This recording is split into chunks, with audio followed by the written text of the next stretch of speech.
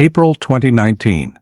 A heavy atmosphere enveloped the ancient forest in Rockford State Park, just a few miles from the city of Rockford, Illinois, yet completely isolated from human life. The beam from Hunter Bruce Halter's flashlight cut through the damp morning fog, illuminating something no one should ever have to find in a place like this. Dispatch: I need assistance at Rockford State Park and request that the coroner's unit be sent immediately, his voice echoed, reverberating among the dark tree trunks and the chilling silence. What had started as an ordinary hunting trip had now turned into something entirely different.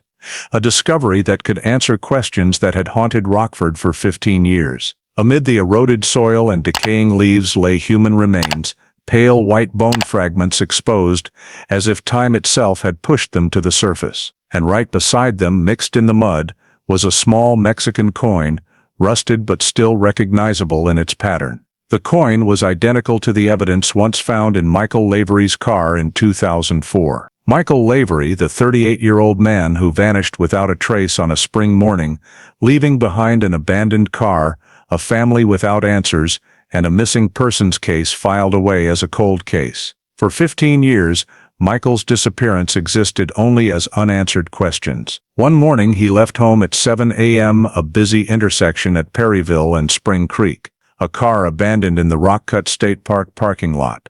A driver's seat unusually pushed back. A call to police after dark. 15 years of holidays with an empty chair at the dinner table. 15 years with a door that was never fully closed. Before continuing this shocking story, take a second to hit subscribe and like the video. Your support helps bring forgotten cases back into the light and ensures you don't miss any stories in the future. Because the discovery at Rockford State Park was not just the end of a disappearance, it was the first domino in a chain of events that would expose secrets buried for 15 years in this Illinois community. When authorities finally followed up on old leads and identified a suspect in 2019, it wasn't some nameless drifter or a stranger from the shadows. It was someone who had appeared right from the early days of the investigation, someone no one paid attention to, someone who had lived, moved, and blended into American life for years while carrying a horrific secret. The Michael Lavery case is not just a file reopened.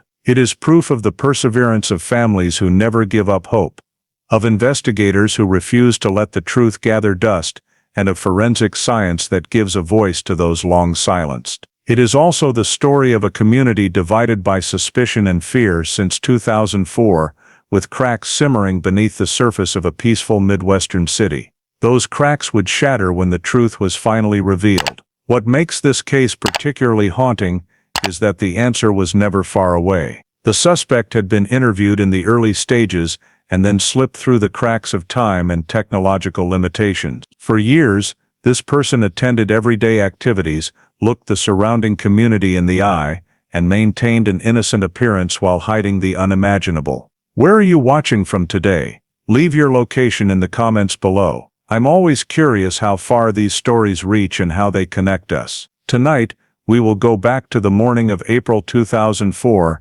trace the 15-year search, and uncover the stunning turning point that brought closure to one of Illinois' most haunting disappearances. This is a story of loss, perseverance, deception, and ultimately justice delayed, but never denied. On the morning of April 29, 2004, Rockford, Illinois, woke up to the crisp chill typical of late April. A clear blue sky, not yet harshly sunny, a thin layer of dew still lingering on the lawns along Perryville Road, and the early morning traffic on Spring Creek Road, sparse enough to clearly hear engines echoing among the quiet residential blocks. Michael Lavery, 38 years old, left his small home on the eastern edge of the city at exactly 7 a.m. As he did every workday, a cup of coffee in hand, a thin red jacket hastily thrown on, the car door closing neatly before his silver sedan rolled out onto the wide road, heading toward downtown. Rockford at that time was a city recovering from years of industrial decline. Major roads intersecting at near-perfect right angles, small shops opening early, while Rockford State Park to the north retained the serene breath of springtime trees and lakes. Amid that familiar rhythm of life, There was no sign forewarning that a man like Michael, punctual, quiet, disciplined, could vanish without leaving any trace. At 7:25 a.m., a witness driving through the Perryville-Spring Creek intersection saw Michael stopped at a red light. He described him looking straight ahead, hands on the steering wheel, appearing so normal that he didn't draw any attention from passers-by. That was the last image anyone ever had of Michael Lavery. From that moment, he disappeared from the city's flow like a shadow dissolving into the air. All that day, as Michael failed to show up for work, missed appointments, and became unreachable by phone, his family initially tried to stay calm, thinking perhaps his car had broken down or he had changed plans and forgotten to tell them. Things that rarely happened with him, but weren't entirely impossible. But by midday, when calls to both his cell and home phone went unanswered, quiet worry turned into a heavy foreboding. As the afternoon wore on, the unease became more pronounced.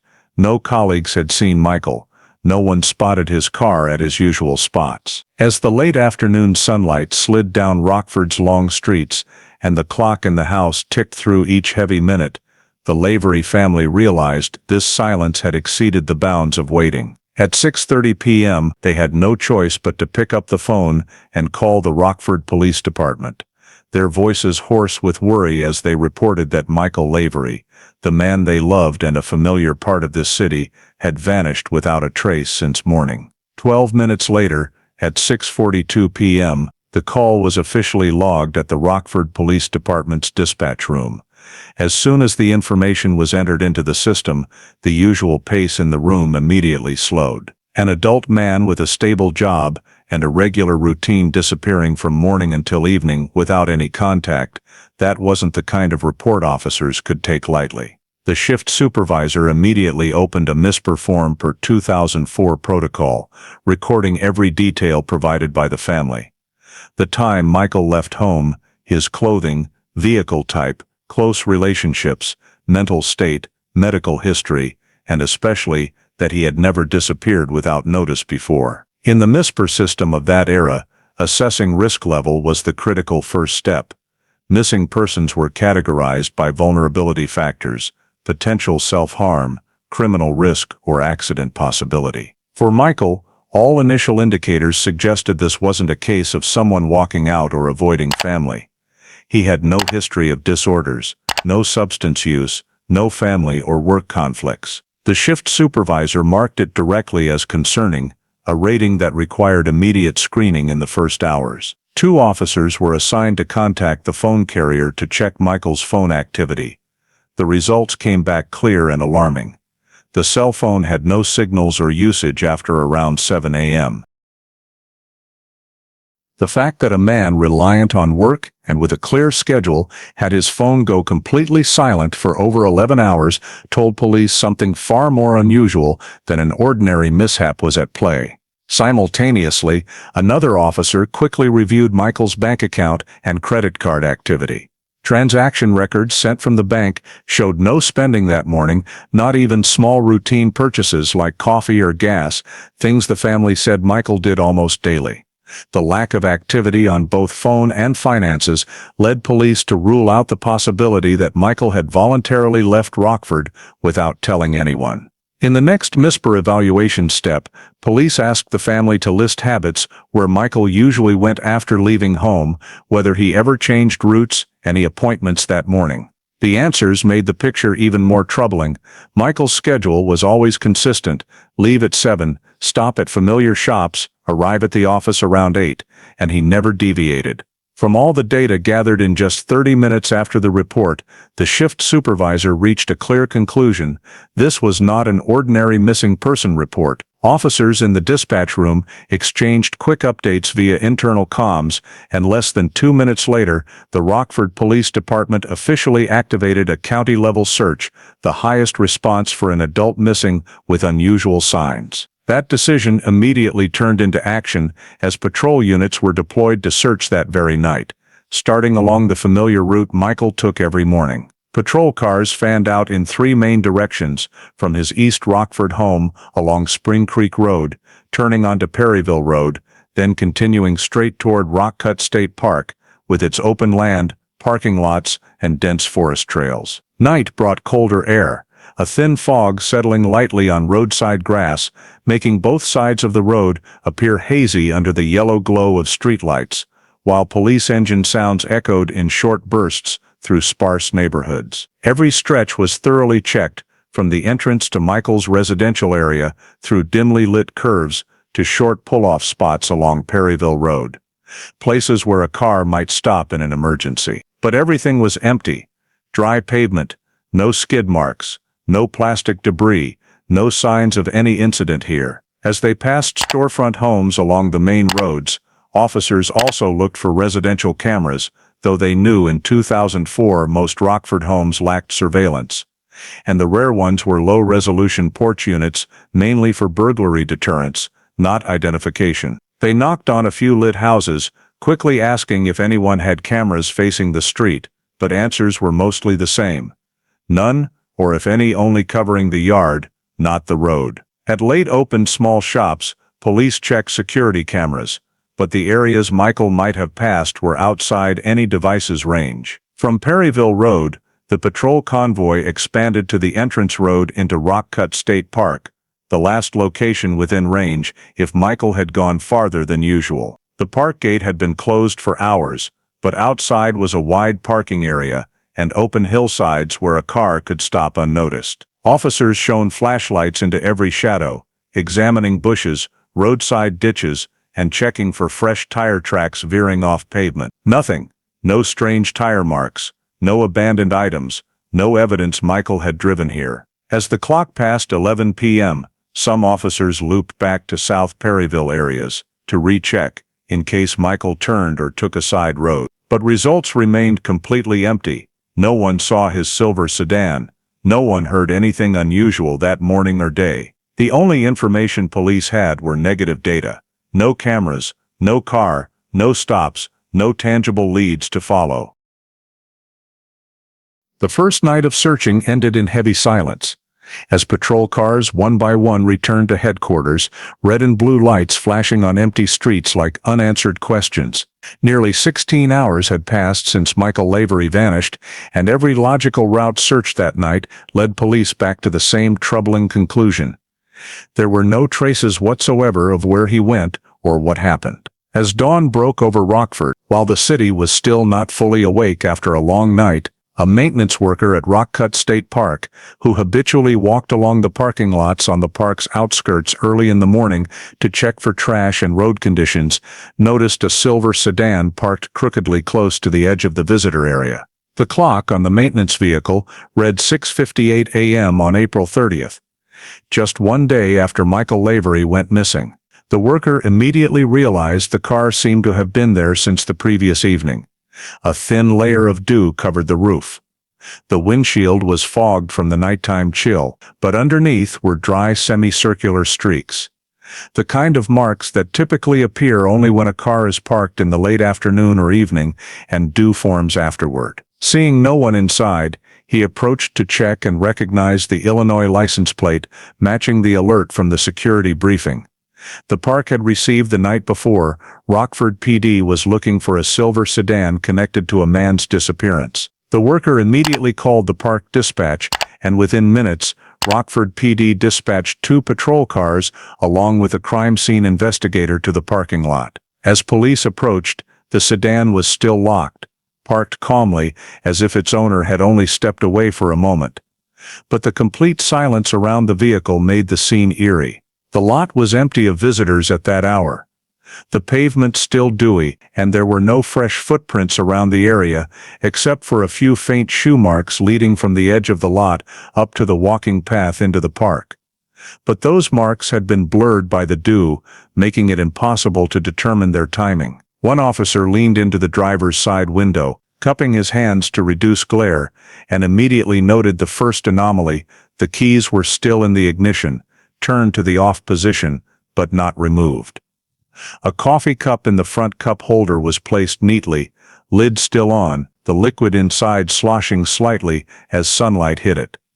A folded newspaper lay on the passenger seat with the front page facing up, as if Michael had just bought it and set it down without reading a single line.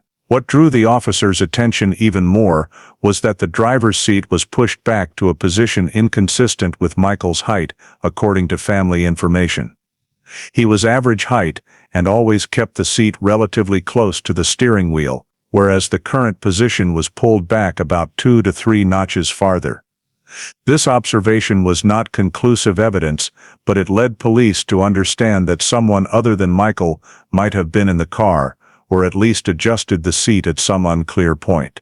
The crime scene investigator began the sealing process, photographing the entire vehicle from all angles, documenting the parking position, marking the faint shoe tracks leading toward the main gate, and numbering the locations of items that could become evidence. Other officers set up a temporary perimeter, asking the park worker to keep his distance. One key point was noted in the report: no signs of forced entry or struggle around the car, no broken glass shards, no sharp tire marks, and no unusual braking patterns on the pavement.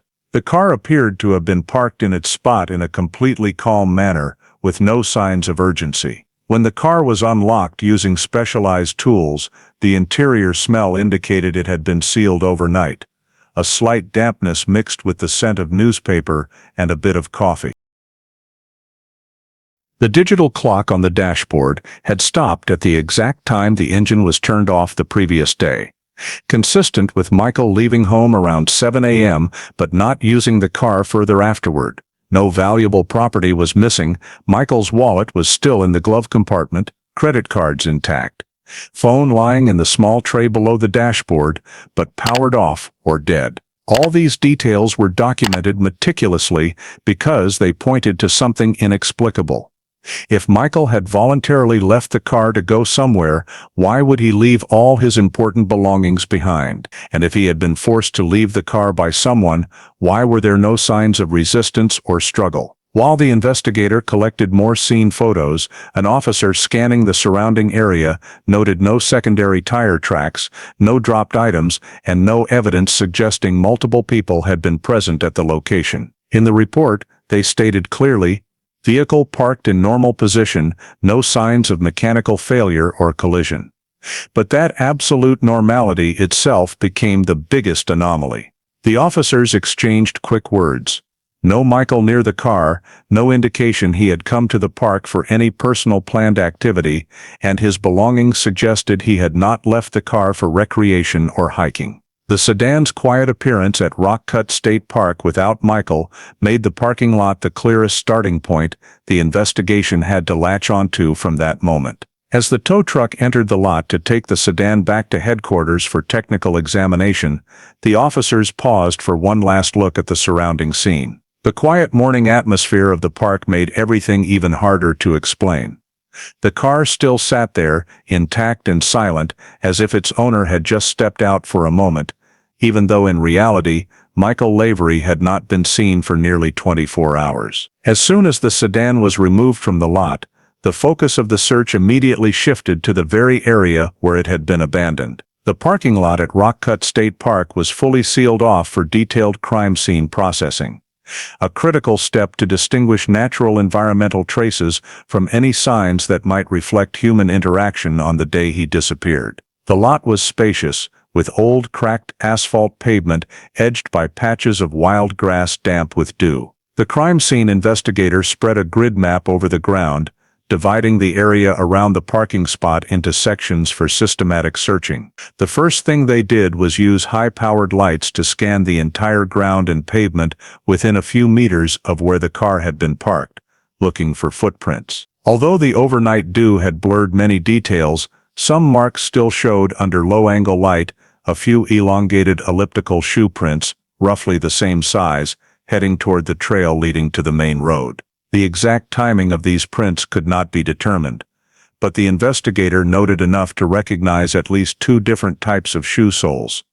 One with thin treads typical of running shoes, the other with deeper grooves, possibly from hiking boots or thick-soled athletic shoes. Both types were marked with small numbered tags, photographed from multiple angles before casting the 2 clearest ones in plaster for lab analysis. Immediately afterward, another team member knelt to examine the soil near the left and right wheel wells. The underside of the fenders, still had a small amount of dark brown moist soil clinging to them, different from the dry gray soil of the parking lot surface, suggesting the car may have driven through soft or roadside damp areas before being parked here. The investigator gently scraped the adhered soil with a sterile wooden stick, collecting it into numbered evidence bags, and noting that this soil did not match the parking lot surface.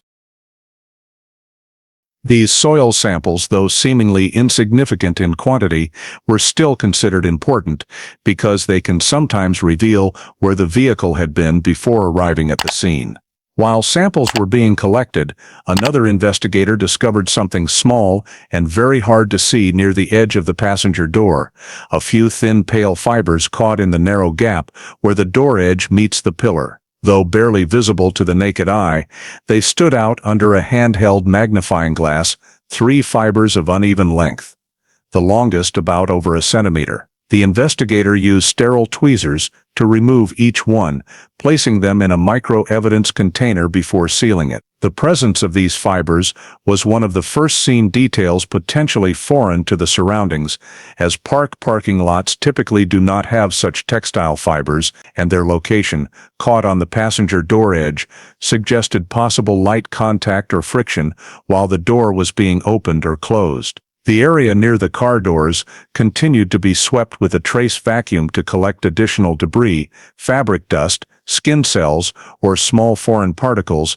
that might have adhered during human interaction. All collected samples, each coated separately to avoid cross-contamination, were placed in a temporary cooler to maintain optimal conditions before transfer to the lab. Meanwhile, another officer scanned the entire area with angled lighting to look for skid marks, drag marks, or dropped objects, but the smooth parking lot surface and overnight dew had erased nearly all potential traces. No large fabric pieces, no personal items left behind, no signs of resistance or struggle. The quiet morning atmosphere of the park made the emptiness at the scene even more chilling, as every footstep of the investigators echoed the feeling that something had happened here, but all clear signs had been obscured by the unusual cleanliness. The officers continued checking the grass edges bordering the asphalt, hoping to find deeper footprints or displaced grass patches.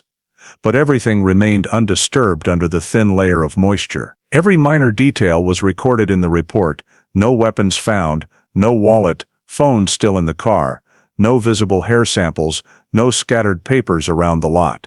Because the scene showed no clear evidence of multiple people present, the processing team had to focus even more on the microscopic samples they collected that morning. All footprints, soil samples, fibers, and trace materials were placed in sealed evidence boxes, labeled, and loaded onto the transport vehicle for delivery to the Illinois State Police Crime Lab. No one on the team said it aloud, but everyone understood that these tiny samples might be the only things capable of reconstructing the final moments before the car appeared in the park lot, and possibly the only things carrying traces of whoever had caused Michael Lavery to vanish without anyone knowing. Immediately after the processing team finished collecting the initial samples from the parking lot, Rockford PD deployed the K9 unit to the scene to begin expanding the search across the terrain, a critical phase to determine whether Michael had left the vehicle on foot.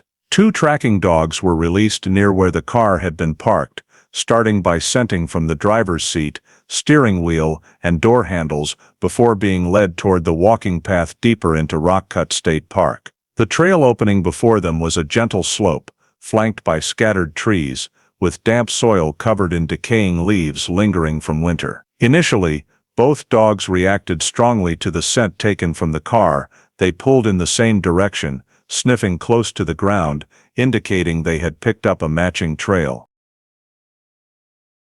But after covering just over 300 meters from the parking lot, both dogs almost simultaneously stopped, circled a small area of only a few square meters, turned their heads back and forth, then completely lost their initial focus. The handlers tried redirecting them to different branches of the same trail, but all 3 directions elicited the same response: strong scent lock in the beginning, then the signal abruptly disappeared as if cut off at that point. This was recorded in the report as an unusual indicator because in most cases of missing persons leaving a vehicle to walk into woods, K9 units can follow the scent trail much farther. The complete loss of trail in such a short distance led the search team to conclude that if Michael had left the car on foot, it may have occurred with assistance or intervention from another person, or at a time when weather, movement, or other factors had erased the remaining scent. From the point where the K9s lost the trail, the search team was ordered to split into small groups, sweeping in 3 main directions toward Pierce Lake, along the long trail through the densest forest area, and along the low-lying land where puddles often formed in late April. Each group was equipped with high-powered flashlights, topographic maps, and active communication devices to maintain constant contact across the park's hundreds of acres. The first group swept along the shore of Pierce Lake, where the water surface was still mirror calm in the early morning. They closely examined every patch of soil near the water's edge for slide marks, deep footprints, or mud disturbance,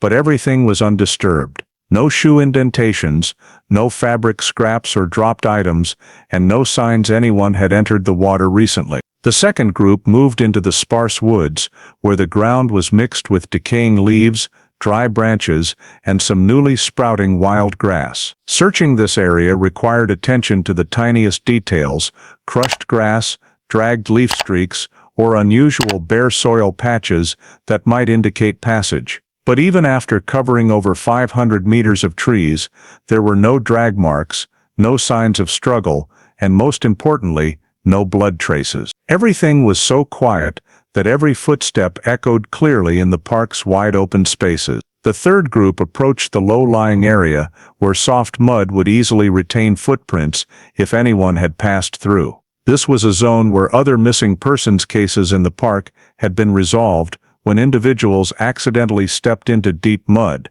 But as they checked each wet patch, using angled lights to illuminate the surface, there were no indentations shaped like shoes or feet. The mud remained intact, undisturbed. The absence of drag marks was also considered particularly significant.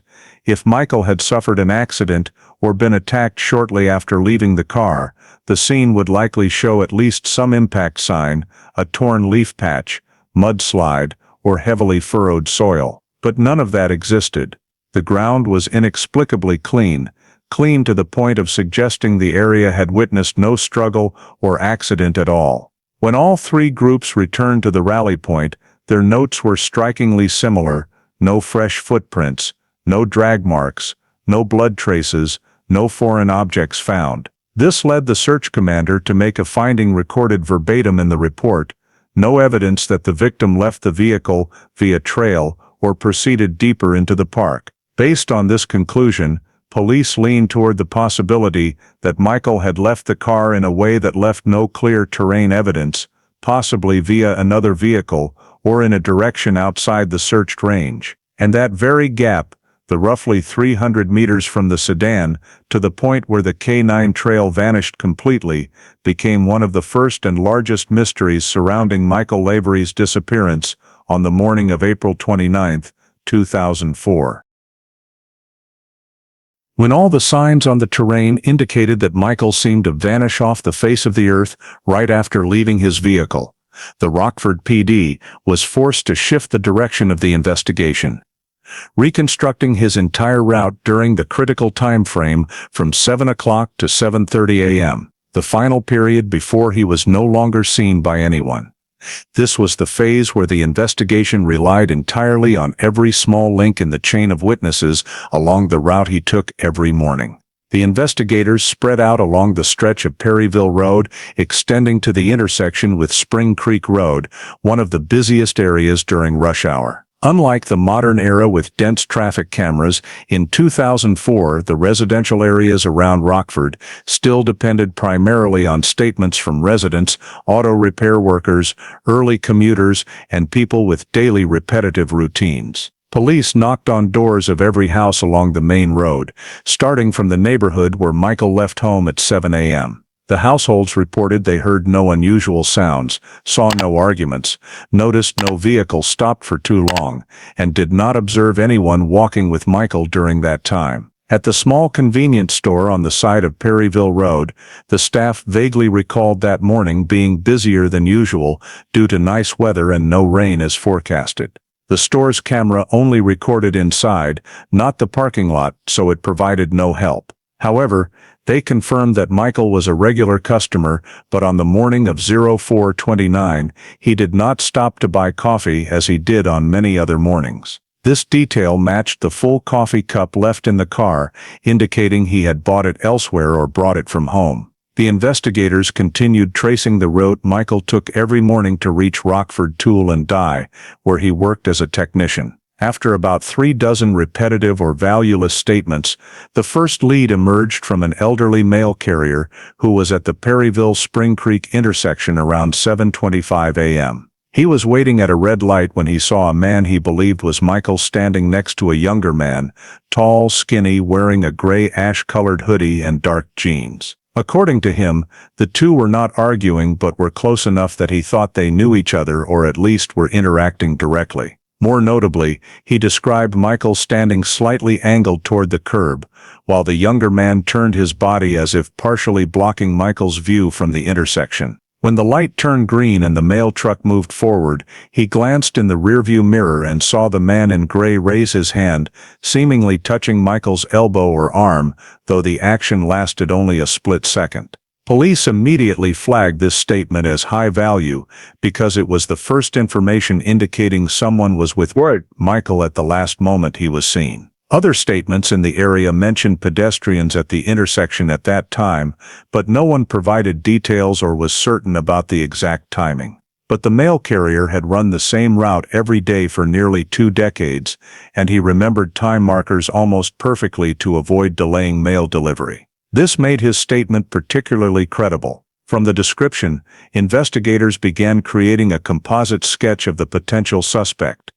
The Rockford PD sketch artist sat directly with the witness, a process that lasted nearly 2 hours. Every small detail was asked repeatedly: short or long hairstyle, facial features, high or straight nose bridge, gait, deep set or not eyes, light or dark skin tone. Though he did not clearly see the man's face under the hoodie, he remembered the build very well, about 5'10" to 6'1", skinny but agile, quick steps, slightly leaning forward.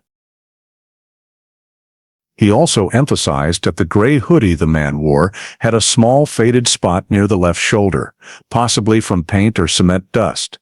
This was a minor detail, but potentially useful, as not every hoodie would have such a fade. When the composite was completed, it was immediately photocopied, assigned an internal code number, and entered into the MISPR file. This became the first image of the man in gray, an unidentified figure, but the last person seen with Michael before he disappeared. The investigators interviewed additional witnesses in the area, but none remembered enough details to add to or rule out the composite. However, a young man working at a gas station 1 block from the intersection said that morning he saw someone in a gray hoodie walking very quickly toward Rockford State Park.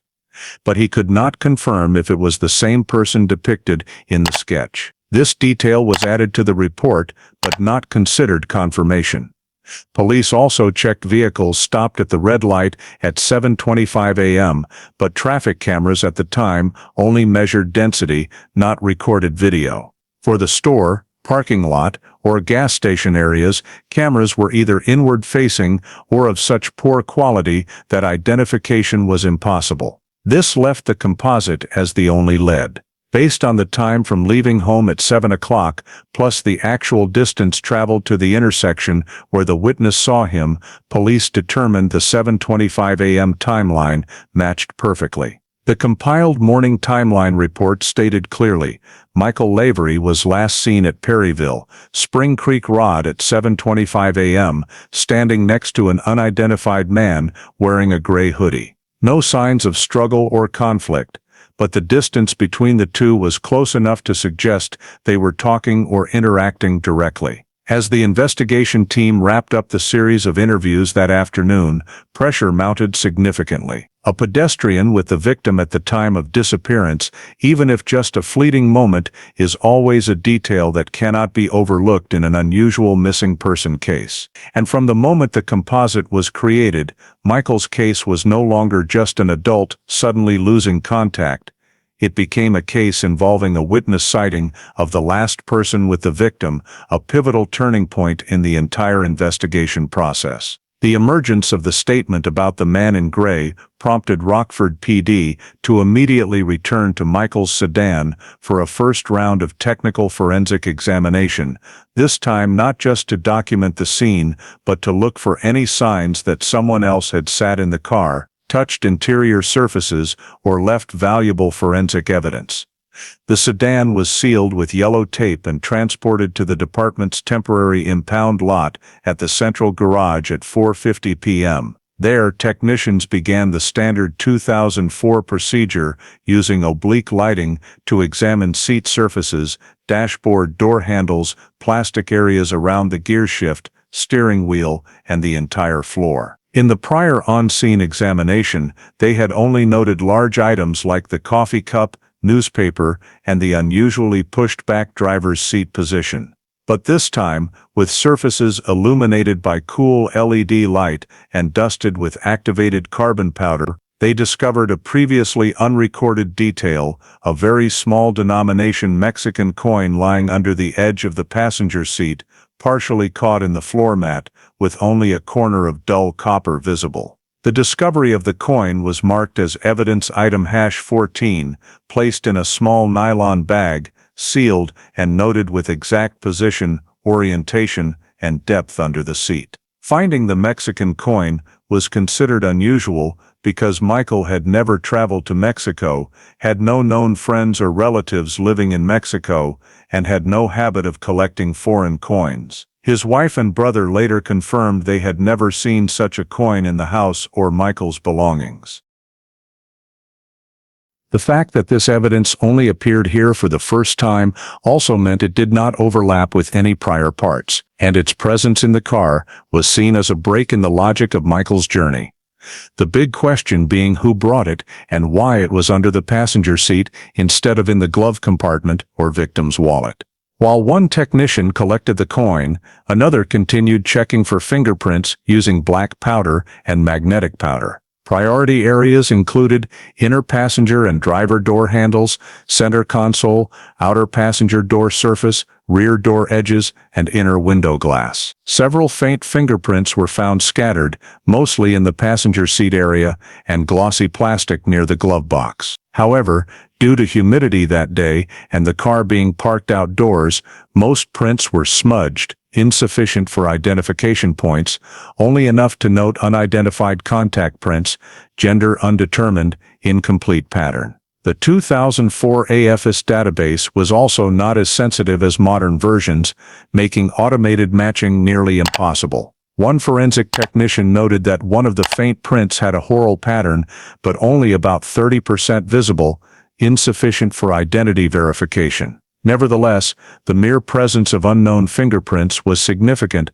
because Michael was careful with his car, usually locking doors immediately upon leaving and rarely giving rides to strangers. Family fingerprints were completely ruled out when they provided reference samples, all non-matching with the faint ones collected. Examining the driver's seat area, technicians confirmed no signs of struggle, seat not sharply tilted, no dents, no unusual skid marks on the mat. The passenger seat was similar, no indications of someone being pulled in or pushed out, no deep shoe imprints in the carpet. The intact coffee cup and newspaper suggested no violent jerk occurred in the cabin. All conclusions lean toward the possibility that if someone else entered the car, they did so without coercion or chaos. This again matched the witness account of Michael standing next to the man in gray without signs of conflict. Police also checked the doors, including electronic locks and handles. No pry marks, no screwdriver scratches,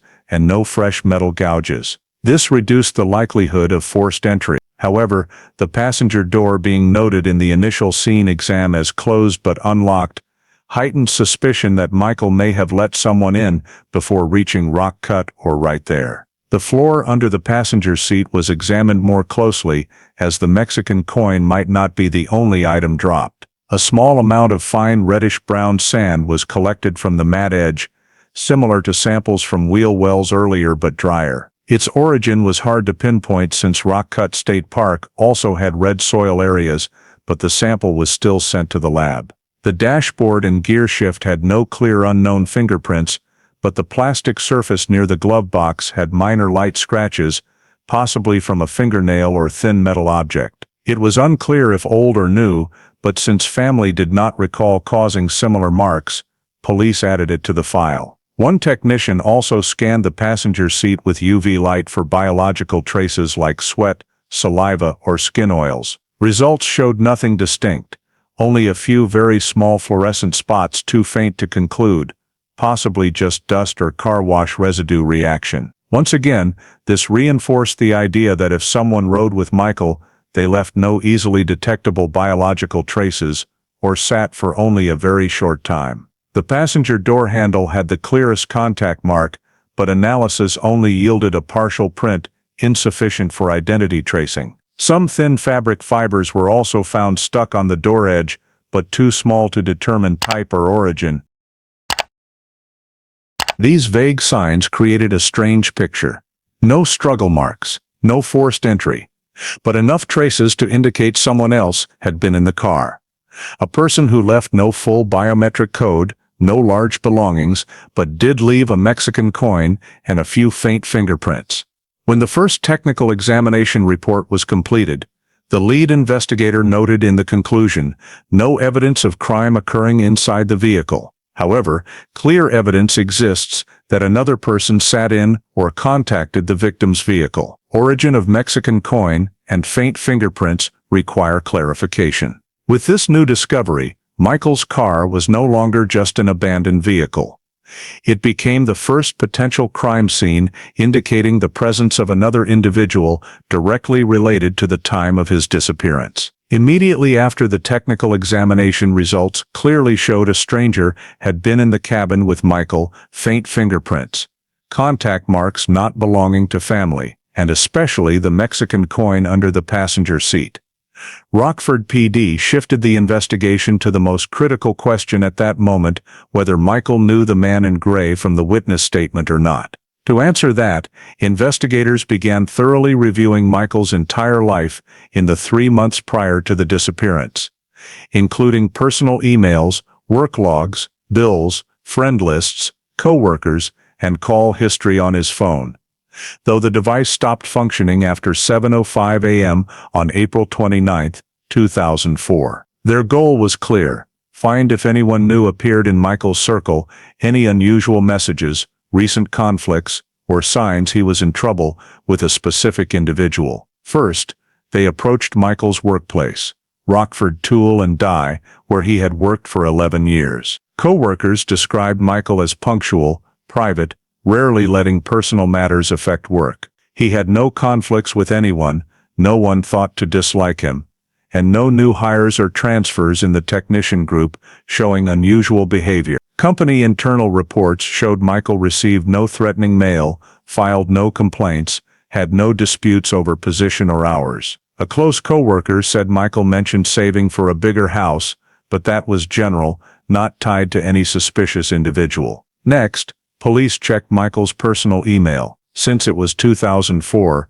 most emails were work-related side exchanges, bills, online service reminders, or family correspondence. No emails from strangers, no threats, no warnings or arguments. A few foreign spam emails, auto-deleted, but nothing suggesting contact with anyone from Mexico or anywhere explaining the coin. Sent in draft folders showed no signs of psychological pressure or emotional conflict. He wrote no goodbye letters, left no indications of wanting to disappear, and crucially no messages showing a planned meeting that morning. The schedule stuck on the fridge at home, provided by his wife, was routine. Work 7:30, home 4:15, gym Tuesdays and Fridays, weekends for family. No unusual notes for 0429.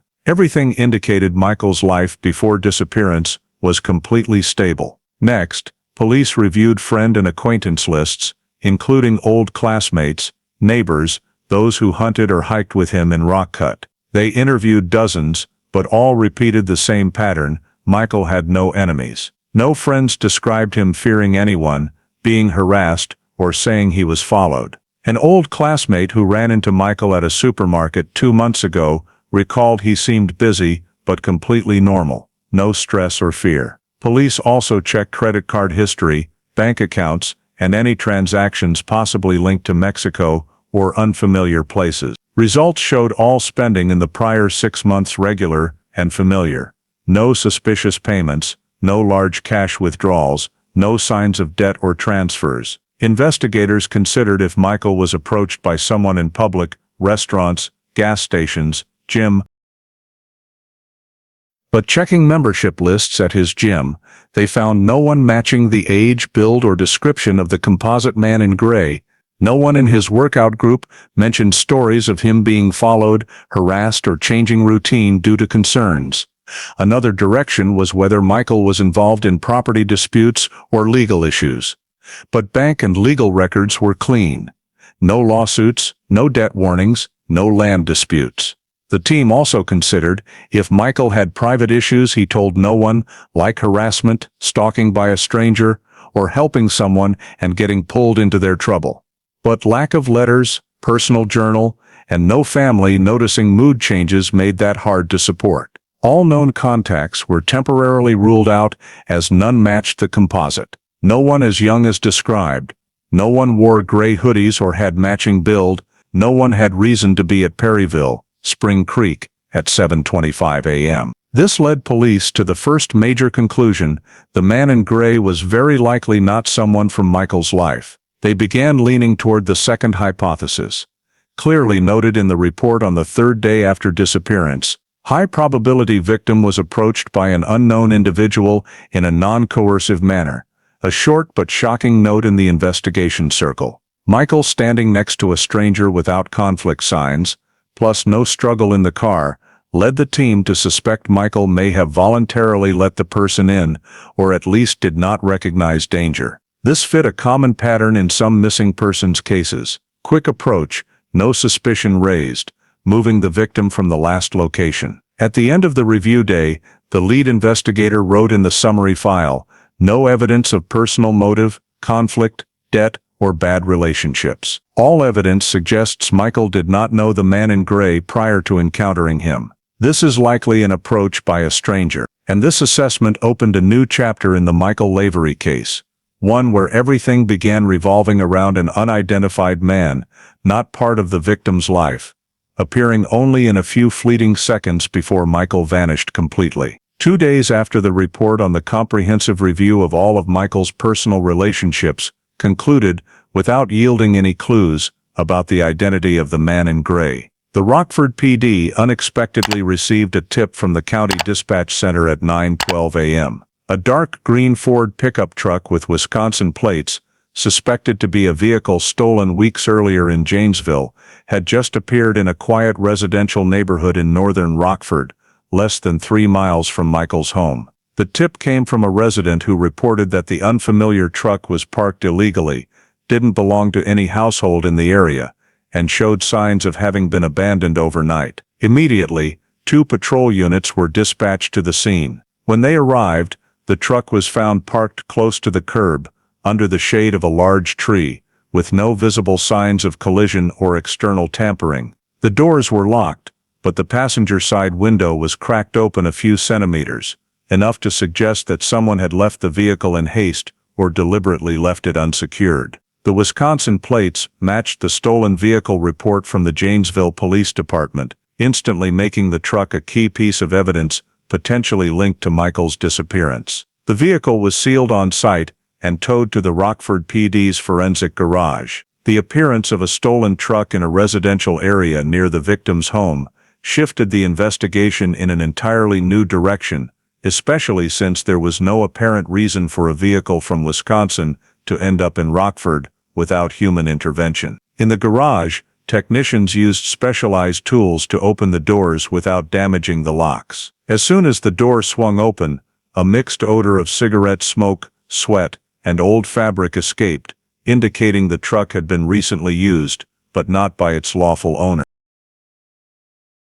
Inspecting the driver's and passenger's seats, they immediately discovered the first two significant pieces of evidence: a gray ash-colored hoodie and a black pair of shorts, hastily folded, wedged between the passenger seat and the center armrest.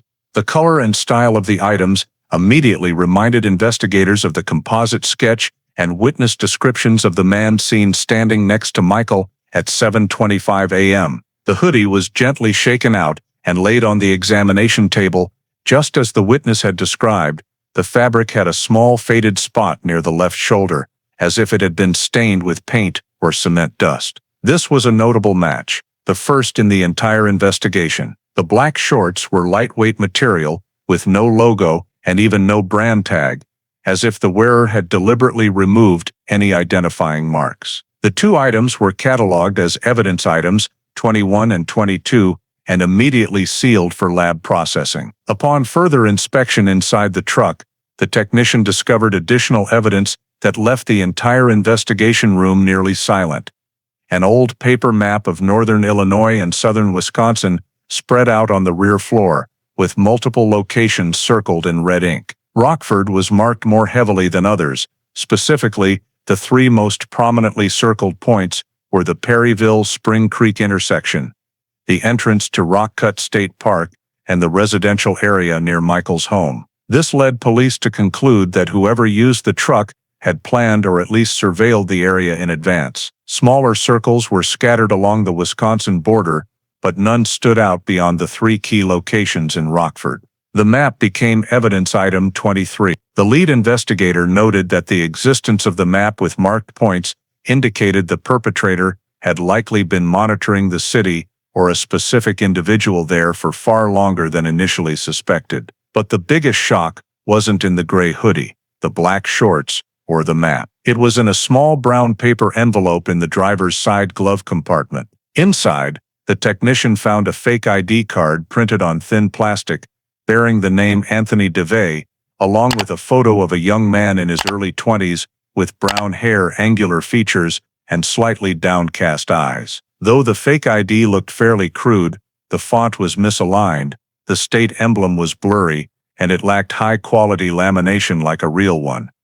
It was good enough to use for minor transactions or renting cheap motels without drawing excessive attention. This was a shocking piece of evidence because it provided the first potential fake identity linked to the man in gray. There was no data in Michael's records connected to this name, and no one in the family had ever heard of Anthony DeVay. The fake ID was catalogued as evidence item 24 and urgently sealed due to the potential for fingerprints or DNA. The fact that a stranger was carrying a map marking areas directly related to Michael, along with clothing matching the composite and a fake ID in a stolen truck, led police to lean more toward the scenario that Michael had been approached by a complete stranger. Someone who had prepared in advance and possibly stalked him for days or longer. In addition to the main evidence, technicians also found minor debris, empty water bottles, gum wrappers, and an empty matchbook from a bar in Beloit, Wisconsin. None directly linked to Michael, but they indicated the truck had been used multiple times and traveled back and forth across state lines. The floor was dusty, but had two unusually clean spots exactly where feet would normally rest, suggesting someone had driven it recently. This further reinforced that the man in gray may have driven the truck into Rockford. Investigators noted in the report, the truck shows signs of being a vehicle used by an individual evading detection and preparing carefully. The map marking Rockford suggests targeted surveillance. The fake ID Anthony DeVay is likely directly related to the man witnessed with the victim. When the preliminary report was completed, all evidence was transferred along with a critical assessment.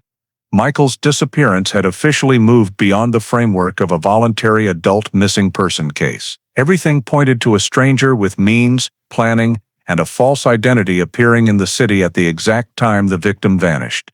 The Wisconsin truck now became the largest piece in the fragmented chain of clues, a piece indicating the story no longer stayed within Rockford and might involve much broader travel by an unidentified individual. Immediately after the fake ID bearing the name Anthony DeVay was recovered from the stolen truck, the Rockford PD realized the case's complexity had exceeded a county-level investigation. An evasive individual using false identity, traveling in an interstate stolen vehicle, carrying a map marking targets, and directly connected to a missing person, prompted the team to contact the FBI field office in Chicago for assistance in document analysis, fingerprint comparison, and expanded national database searches. At 3:15 p.m. that same day, key samples, including the fake ID, photos of evidence, the composite description, and faint fingerprints from Michael's sedan cabin, were sent via secure channels. Just 40 minutes later,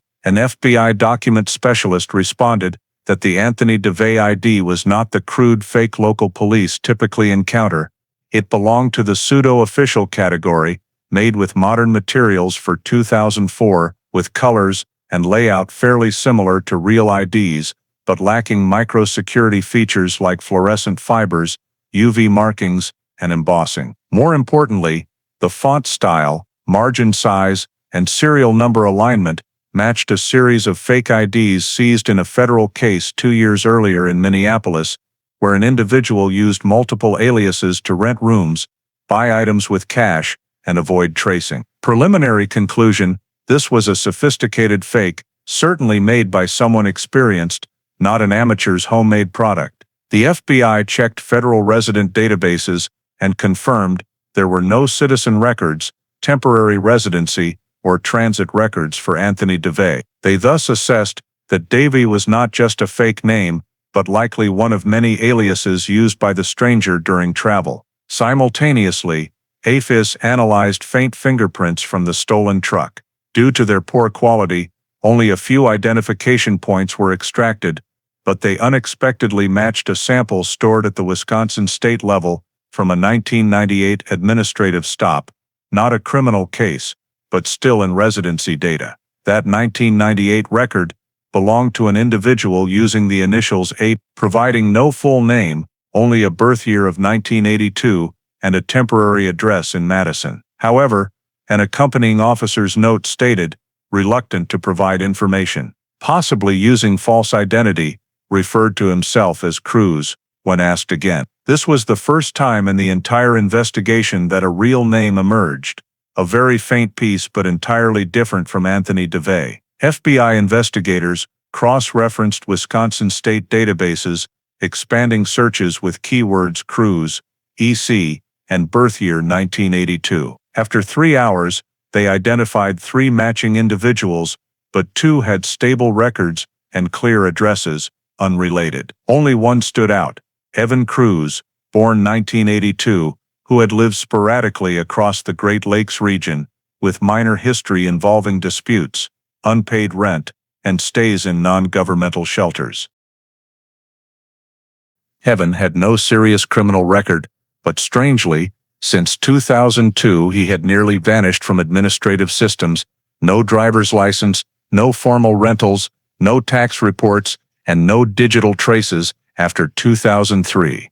The FBI sent the information back to Rockford PD with a key assessment: high likelihood that Anthony DeVay is one in a chain of aliases. The suspect may be Evan Cruz, an individual with a nomadic lifestyle, no fixed address, skilled in using fake IDs, and possibly traveling between states. The faint fingerprints from the truck door and the plastic edge near the passenger seat in Michael's sedan showed a relatively high match to Cruz's 1998 sample, though not conclusive. Due to the poor quality, the FBI requested additional evidence for confirmation. But this was enough for the entire team to realize they were no longer dealing with a random individual. They were facing someone with evasive travel patterns, knowledgeable in false identities, skilled at using stolen vehicles to avoid tracing, and likely stalking Michael beforehand. In a joint urgent meeting between the FBI and Rockford PD, the question arose: if Evan Cruz was indeed the man using Anthony DeVay, had he been in Rockford before Michael's disappearance? The FBI reviewed traffic data and found that in the days near the disappearance, a young man matching the composite description appeared at a small gas station in Beloit, Wisconsin, the town on the route from Janesville to Rockford. He paid cash, drew no attention, but a store employee recalled seeing him with a dark green pickup truck matching the stolen one. When this was added to the file, a logical chain emerged: a man without a real identity, evading across states, using the alias Anthony DeVay, driving a stolen truck, appearing near Rockford, carrying a map marking Michael's home, standing next to him at 7:25 a.m., then vanishing. The climax of the federal analysis came when the FBI concluded in their report to Rockford PD, Evan Cruz may be the man in gray. This individual has a history of using false identities and no fixed ties. Recommend expanding the investigation toward an interstate suspect. This was the first time in the entire case that a real name entered the seemingly unrelated chain of clues, opening a completely new investigative direction and laying the foundation for pursuing the person who approached Michael Lavery on the morning he vanished. As soon as the name Evan Cruz appeared in the federal report, Rockford PD and the FBI immediately moved to the next step, reconstructing Evan's entire travel itinerary in the days before Michael Lavery's disappearance. Since Evan had no stable residence, left no digital traces, and frequently used cash, tracking him required manual methods: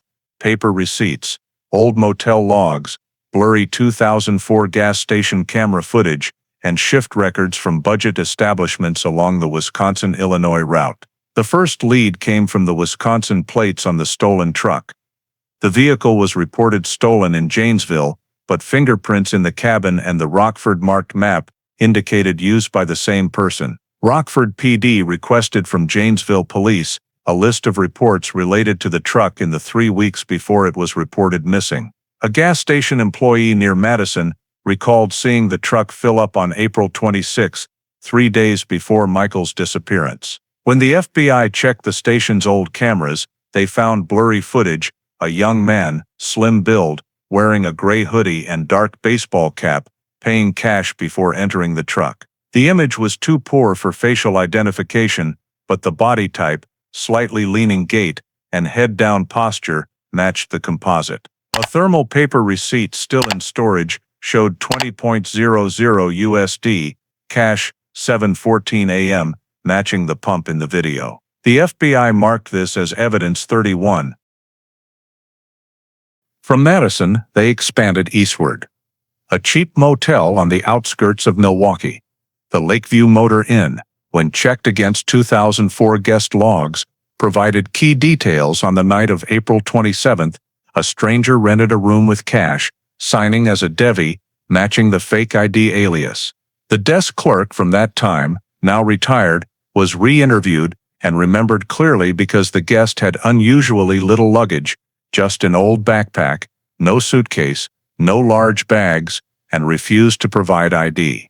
In the shift notes, the clerk wrote, "Guest seemed guarded, spoke minimally, kept looking out the window during check-in." This perfectly matched the psychological profile the FBI was building for Evan, a nomadic individual, always avoiding traces and using false identities. When the team checked room 14, where A. Devi stayed, records showed housekeeping discarded an old map on the morning of April 28. This prompted police to request discarded items from that time, though they had long been destroyed. The map coincidence convinced them Evan was planning something.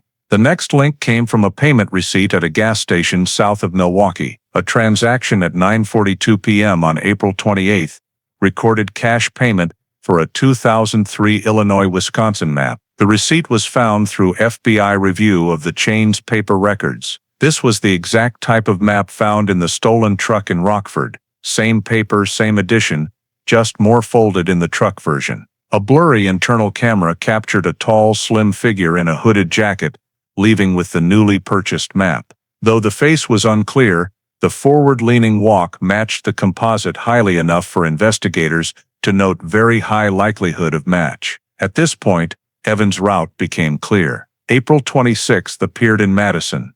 April 27th passed through Milwaukee, stayed at motel using Devi alias. Late April 28th continued south, toward Rockford. To confirm Evans' presence in Rockford before Michael's disappearance, the FBI checked receipts in Winnebago County. At a small gas station on the outskirts of Rockford along Riverside Boulevard, they found a receipt from April 29 at 6:33 a.m., about an hour before Michael was last seen. Cash transaction, no external camera, but internal footage showed the shadow of a man passing through, wearing a gray hoodie identical to the one found in the stolen truck. Notably, he bought a small pack of water and a pack of tissues, typical items for someone preparing for long travel without drawing attention. This receipt was marked Evidence 35. The station employee didn't remember much due to heavy morning traffic, but confirmed the man walked very quickly, like he was in a hurry. When the FBI mapped the itinerary, a straight line emerged: Madison, Milwaukee, Beloit, Rockford. Distances and timings perfectly aligned with the truck's first sighting in Rockford suburbs and Michael's disappearance. Evans' presence in Rockford that morning made the team nearly certain he had traveled with intent and possibly surveilled Michael beforehand. Even more notably, in the Milwaukee motel log next to the A. Devi signature was a strange margin note. Travel south, 2 days window. No one knew if it was written by staff or guest, but the handwriting didn't match the clerk, leading police to believe it might be Evans. The note became indirect evidence of specific planning, not random homeless drifting. Combining everything, the FBI compiled a temporary profile. Evan Cruz likely left Madison on April 26, stayed in Milwaukee on April 27, continued traveling on April 28, reached Beloit late, then crossed into Rockford just before dawn on April 29. The journey was continuous, no unnecessary stops, no loops, all directed toward Rockford as the final destination. And in that window, from 6:30 a.m. to 7:25 a.m. on April 29, Michael Lavery appeared at the Perryville, Spring Creek intersection, standing next to a young man in gray. The timing, location, and route alignment led both Rockford PD and the FBI to a key conclusion in the report. The suspect Evan Cruz's itinerary perfectly matches the time frame of victim Michael Lavery's disappearance. No evidence suggests random coincidence. The probability of Evan being in Rockford at this exact time is extremely high. This was the first time the case had a continuous chain linking scattered evidence: the stolen truck, fake ID, gray hoodie, Rockford marked map, and Evans' interstate journey.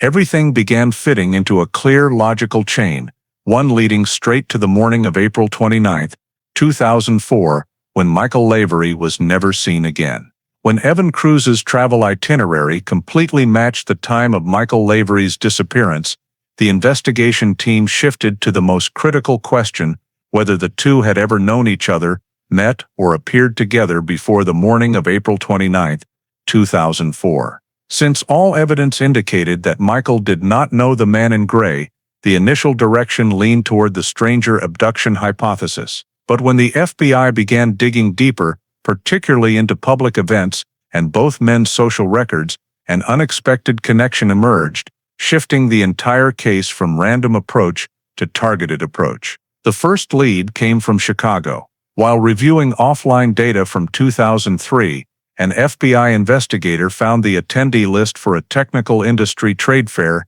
held in Chicago in October 2003, an event that Michael's workplace had sent employees to attend. The list was only printed on paper at the time, but the organizers still retained a copy in an old PDF format. When cross-checked, Michael Lavery's name appeared exactly as per company records. But surprisingly, Evan Cruz's name also appeared on the list of freely registered guests. Evan's attendance at a specialized technical event could not be explained by his occupational background, as he had no expertise, no company, and no relevant foundation. This prompted the investigation team to ask, what was Evan doing there? Job hunting, hitching a ride, or targeting someone? When they searched for more event-related documents, an old organizers list showed that Evan had not registered via a public email, but used an address in the form EVC_1982 at unrelated to any known accounts of his. This suggested that Evan's presence in Chicago in 2003 was not coincidental. The investigation team continued to examine promotional images from that year's event, but digital cameras in 2003 did not capture en masse like in modern times, so very few photos remained. However, in one photo taken at the fair's check-in area, investigators noticed a young, slim man standing a few meters away from Michael. The image was blurry, making it impossible to conclude it was Evan, but the posture and build closely resembled the composite description of the man in gray. This was the first time the two appeared at the same event, and in a physical space that could overlap. That discovery led FBI investigators to expand their search for digital traces related to Evan. Although he left almost no official email activity, a series of spam emails filtered into Michael's junk folder in December 2003 became noteworthy. Among about 200 junk emails, 4 came from a sender named AC, with no specific content, just strange lines like, "You don't know me but I know you. I've met you once, you don't remember. You have the life I want, and I'll see you again." All were flagged by the spam filter, and Michael never opened them. But the timing matched the period after the Chicago event, where Michael and Evan may have appeared together. Although there was no direct evidence that the emails were sent by Evan, the use of the initials AC and the obsessive content forced the investigation team to take it seriously. When the FBI traced the IP address, it led to an internet cafe in Milwaukee, the same area where Evan had appeared in his travel itinerary. Although confirmation was impossible, because the cafe had long deleted its logs, the coincidence caused the random hypothesis to gradually collapse. Continuing to review email folders, an investigator discovered 2 more emails sent to Michael from another anonymous account in February 2004, just a few months before his disappearance. The content remained brief and mildly obsessive. "Do you think about the people you've met, and someone is looking for you?" At that time, Michael did not reply, and likely never read them, as they were in junk. But when connecting all the pieces, the 2003 Chicago event, emails sent over multiple months, and Evan's cross-state travel, a new picture gradually emerged. Evan may have been fixated on Michael for much longer than initially thought. Michael's friends, when questioned again, also began recalling small details. One co-worker recounted that during the 2003 Chicago event, Michael had complained about a stranger staring at him a bit too long. But he brushed it off, thinking the person had mistaken him for someone else. When the FBI showed the composite, the friend wasn't sure but said, "It could be a similar build, not certain, but it feels very familiar." Evan stalking Michael from Chicago in 2003, all the way to Rockford in 2004, opened a new psychological investigation direction. This was not a random abduction, but potentially a case of unilateral obsession. FBI psychological experts were brought in to analyze the profile. Based on the emails, travel, and Evan's use of aliases to conceal his identity, they concluded remote stalking behavior, sending anonymous letters, appearing at the same locations. These were patterns of an individual with idealization fixation. He idealized the victim, projecting onto the victim the role he lacked in his own life. Michael was calm, had a stable job, a family, and a balanced life model. Things that Evan, a drifter, did not have. In some criminal psychology theories, such subjects do not approach with immediate attack. Instead, they observe, stalk, try to understand the victim's routine, and finally create an opportunity for direct contact at a moment the victim least expects. And the morning Michael stood at the Perryville, Spring Creek intersection was that moment. As the investigation team pieced together each fragment, a question emerged as the central axis of the entire file. Had Evan viewed Michael as his fixed target since 2003? The FBI's compiled report stated, "There is no evidence the two had a personal relationship. However, it is highly likely Evan developed a unilateral obsession following the Chicago event."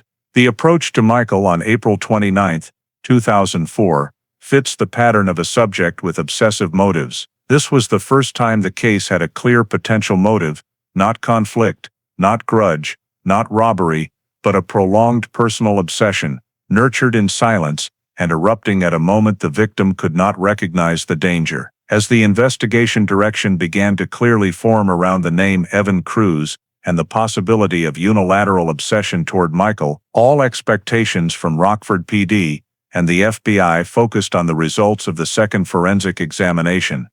The first comprehensive one applied to all evidence collected in the initial days of the case, including soil samples from wheel wells, soil collected under the passenger seat mat, fabric fibers picked near the car door, faint fingerprints on the cabin interior, and some very small contact traces from the gray hoodie and shorts found in the stolen truck. Although 2004 technology already allowed for DNA analysis, AF's fiber examination, and mineral soil analysis, the sensitivity and technical limits at that time often made results ambiguous or hard to confirm. That became reality when the Illinois State Police Lab sent the official report to Rockford PD on the 14th day after Michael's disappearance, a nearly 40-page report, but the conclusion was so brief it left the entire team in a heavy state. No evidence carries sufficient legal value to identify the suspect's identity. First, DNA. Most samples collected from inside Michael's car were contact traces, very light sweat skin cells shed from door handles or seat edges.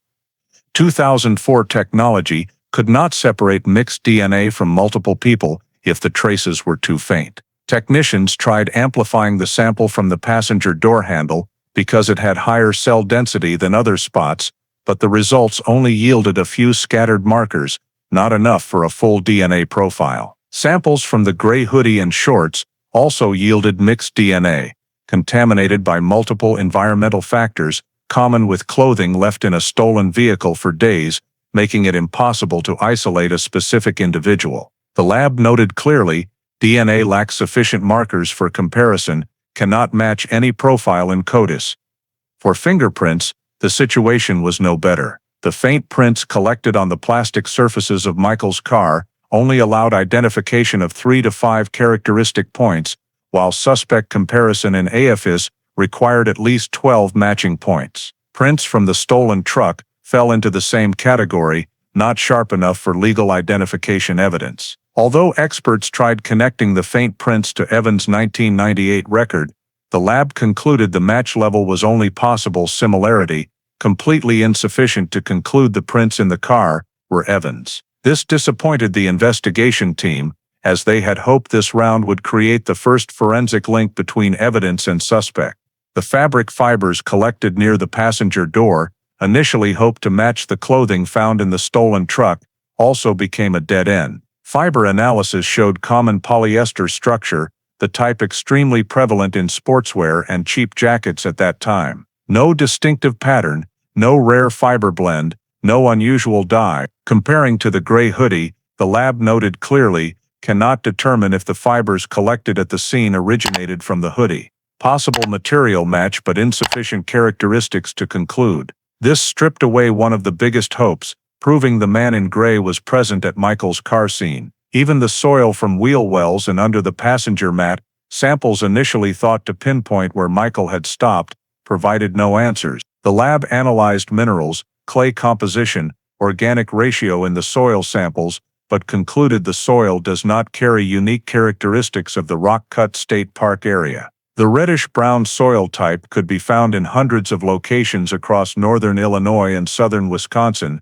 making it meaningless to determine where the car had been. The wheel well soil contained a mix of fine sand and organic dust compatible with the park, but also with numerous empty lots and roadside areas within a 50-mile radius. When this result was sent back to Rockford PD, the lead investigator could only note a short line, "Soil does not identify a specific location." Other evidence parts, like light scratches on the glove compartment, faint reflective smudges seen under UV on the passenger seat, and a few sand grains in the mat edges, were all deemed non-distinctive, meaning insufficient value to link to an individual or specific event. The lab's summary report concluded with a line that silenced the entire meeting room: no evidence has sufficient forensic resolution to identify the suspect's identity or directly connect to the victim at the time of disappearance. This dealt a heavy blow to the investigation progress. Over 2 weeks of tension, all police had was a composite, an alias, a travel itinerary, and the appearance of a mysterious man, Sektivin. But they could not connect him to any collected evidence. No DNA, no clear fingerprints, no distinctive fibers, no soil pointing to where he had gone with Michael. All forensic data said one thing: a stranger had entered Michael's car, but the lab could not prove who it was. They could not obtain a federal arrest warrant due to lack of legal evidence. Could not conclude that Evan Cruz, if that was his real name, had approached Michael on the morning of April 29th. Could not determine if there was criminal activity or just a disappearance with unknown cause. This result caused the case to seriously stall. The Rockford PD lead investigator wrote in the final evaluation report for May 2004, "No evidence sufficient to create a breakthrough. Investigation temporarily in a state of stagnation." This was the first time, since Michael's disappearance, that the entire investigation faced a forensic wall. A wall that left every hypothesis, every pursuit direction, every logical connection hanging, lacking foundation to advance further. And at that moment, the Michael Lavery case, from a county-scale missing person incident, began showing signs of becoming a cold case, one prepared to gather dust for many years to come. Immediately after the 2004 forensic report concluded that no evidence was sufficient to identify the suspect or directly linked to Michael, the investigation fell into a more precarious state than ever. But that stagnation did not just stem from lab technical barriers. It was also dragged back by a series of false reports, unfounded rumors, and conflicting information provided by the public during a time of panicked public opinion. Each false report acted like a cut severing the investigation thread, forcing Rockford PD to divert its scarce resources to chase non-existent leads. In just 3 weeks after Michael's disappearance, over 80 tips were sent to the hotline, but only about 5% had verifiable value.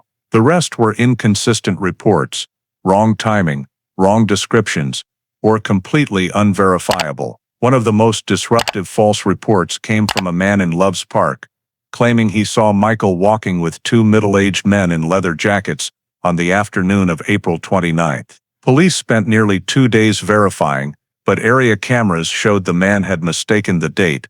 The scene he remembered was actually from the previous week, unrelated to Michael. Another report came from a woman living near the camping area on the edge of Rockford State Park, asserting that on the morning of April 30th, she saw a silver sedan, similar to Michael's car, speeding toward Freeport.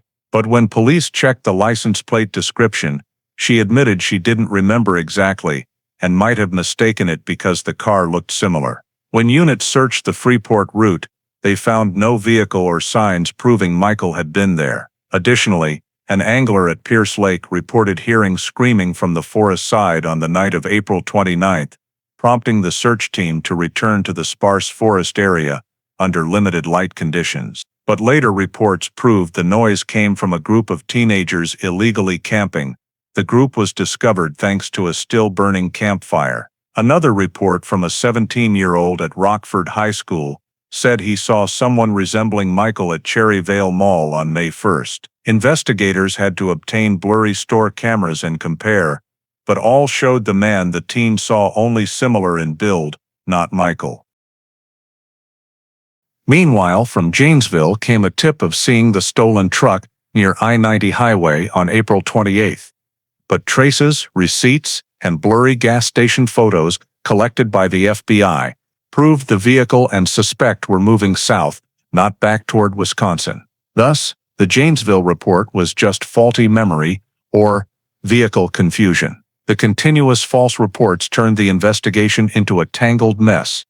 Some claimed seeing Michael in eastern residential areas, others were certain he appeared at western gas stations, some even said they heard his voice in a fast food restaurant, despite no evidence confirming he was alive after 7:25 a.m. on the disappearance day. The lead investigator had to note in internal files, a line more frank than ever, "The volume of inaccurate reports severely hinders the investigation process." But false reports were not the only factor slowing the case to a crawl. Internally, The investigation team was also divided by conflicting opinions. One group believed it was a planned abduction by a stranger, many signs pointing to Evan. Another group argued there wasn't enough basis to rule out Michael leaving voluntarily, though that possibility was nearly zero. Some investigators even suggested checking if Michael had an accident and the body was swept into deep mud or large lake areas, but search teams had scoured all lake shores, trails, and lowlands. No accident signs. These conflicting views gradually skewed the investigation direction away from the original axis, finding the man in gray. This was most evident in the fourth-week meetings, when police shifted to considering the voluntary departure hypothesis, despite all evidence opposing it. No account withdrawals, phone off since 7:05 a.m., car abandoned in the park, and Michael had no history of leaving home. But due to lack of crime evidence, they were forced to consider that unreasonable possibility. When public false reports combined with ambiguous evidence, investigators were placed in a difficult position. Though instinct suggested Michael had encountered danger, they had no legal evidence to obtain an arrest or federal search warrant for Evan. The alias Anthony DeVay was insufficient for indictment. DNA lacked markers. Fingerprints lacked samples. No witness saw Evan touch Michael. No struggle traces. No physical evidence proving Michael was forced into the stolen truck. All created an unfillable legal gap. The lead investigator noted in the June 2004 summary report, "No agency can advance further without clear evidence. Key traces are limited by 2004 analysis capabilities." In the sixth week after the disappearance, interagency meetings between Rockford PD, Winnebago County Sheriff, and FBI ended with a decision no one wanted to hear, but had to accept. The case officially entered a dead end. The file was classified missing person, suspicious circumstances, but lacked conditions to upgrade to abduction or homicide. Due to insufficient evidence, a brief line in the 2004 closing minutes sealed it: "Suspend active investigation until new leads emerge." This was the moment the Michael Lavery case stopped moving. No more search teams, no more daily strategy meetings, no more route pursuits, only a thick file of notes remained, evidence yet to reveal meaning, and a blurry name that appeared then vanished from the investigation map: Evan Cruz. When the investigation stalled in a state of standstill for nearly 8 months without any new leads emerging, in early 2005, the disappearance case of Michael Lavery was transferred from Rockford PD to the cold case unit of the Illinois State Police. This was both a procedural step and a clear acknowledgement that all active investigative efforts had reached their ultimate limit. As the file was sealed in a brown folder, coded ISP-CC05147, the notes, evidence, crime scene photos, and 2004 forensic reports were carefully reorganized, but they all shared one characteristic insufficient to solve the case. The cold case unit at that time was not an active investigative division as imagined in the modern sense. It consisted of just a few veteran detectives responsible for overseeing hundreds of stalled cases spanning more than 2 decades, with file reviews occurring only when new leads appeared or major technological advancements emerged. Here, Michael's case became one of the typical lacking legal foundation files: no identifiable DNA, no matching fingerprints, no determined last location of the victim beyond the parking lot, no clear signs of crime, and the sole suspect, Evan Cruz, lacking sufficient evidence to connect him. This placed the file in the low-priority group within cold case because the forensic elements were too vague to develop further in 2005. In the initial months after the transfer, an ISP investigator reread the entire file, noting in the review log, "No basis for expansion, all leads unverifiable, no DNA samples suitable for retesting." This assessment, concise yet accurate, over time, became the prophecy of more than a decade of stagnation. From 2005 to 2010, the file was reviewed exactly 3 times, all formal during the cold case unit's periodic reviews. Each review's summary report was sadly identical: no new leads from the public, no identifications of the composite of the man in gray, no connections found to other disappearances in Winnebago County, and no criminal records matching the alias Anthony DeVay. The name Evan Cruz, once the center of suspicion in 2004, had nearly vanished from the demographic map of the Great Lakes region.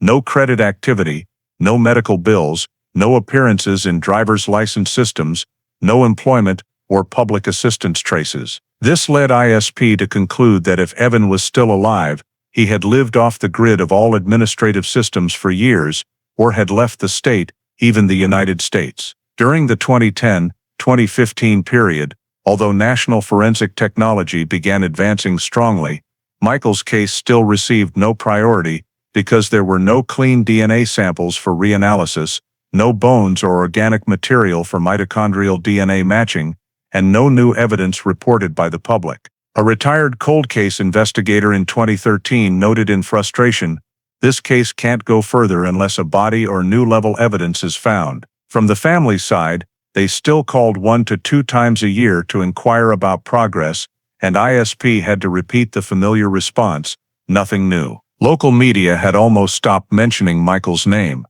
The articles from 2004-2005 that closely followed the large-scale search gradually disappeared, and the disappearance was swept into Illinois' list of unsolved cases, a list so long that every name became obscured.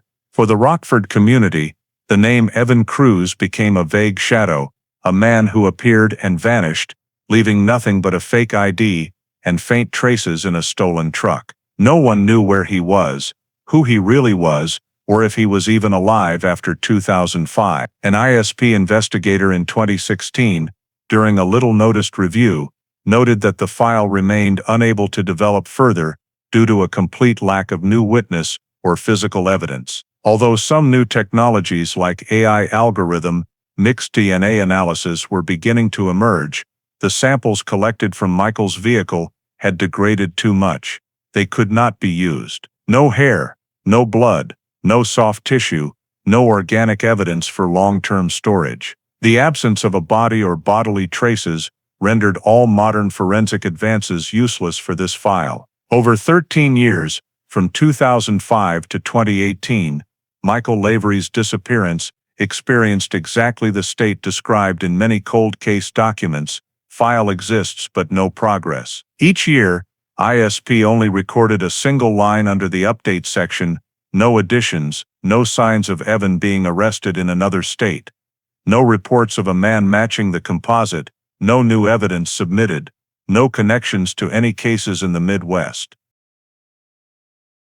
Those who participated in the 2004 investigation gradually retired, changed careers, or passed away.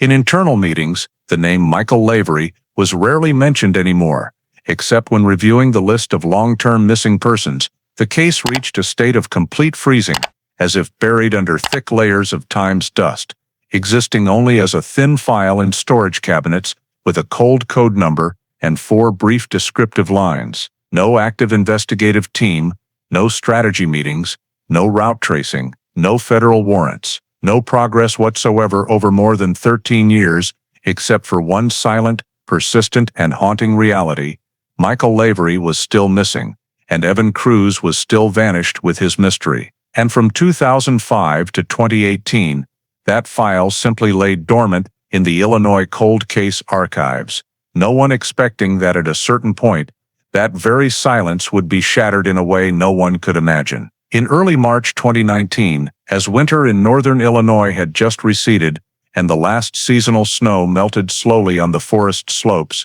a local hunter named Joel Hartman entered the woods east of Rockford State Park, about 4 miles as the crow flies from the parking lot where Michael Lavery's vehicle was found in 2004, to check the familiar trail he used every deer hunting season. At that time, the forest had just endured a strong windstorm, with many trees uprooted and patches of soil eroded, exposing parts of the forest floor that had been hidden for years. As Joel reached a slope where the soil had slid down about 2 meters, he spotted something standing out on the damp ground, a long ivory-white bone fragment lying diagonally under a fallen tree canopy. At first, he thought it was deer bone, but upon closer inspection, he recognized the shape of the bone end, with its characteristic rounded joint, unlike any animal he had ever seen in the woods. Joel knelt down, brushed aside the remaining decayed leaves, and realized it was a human arm bone.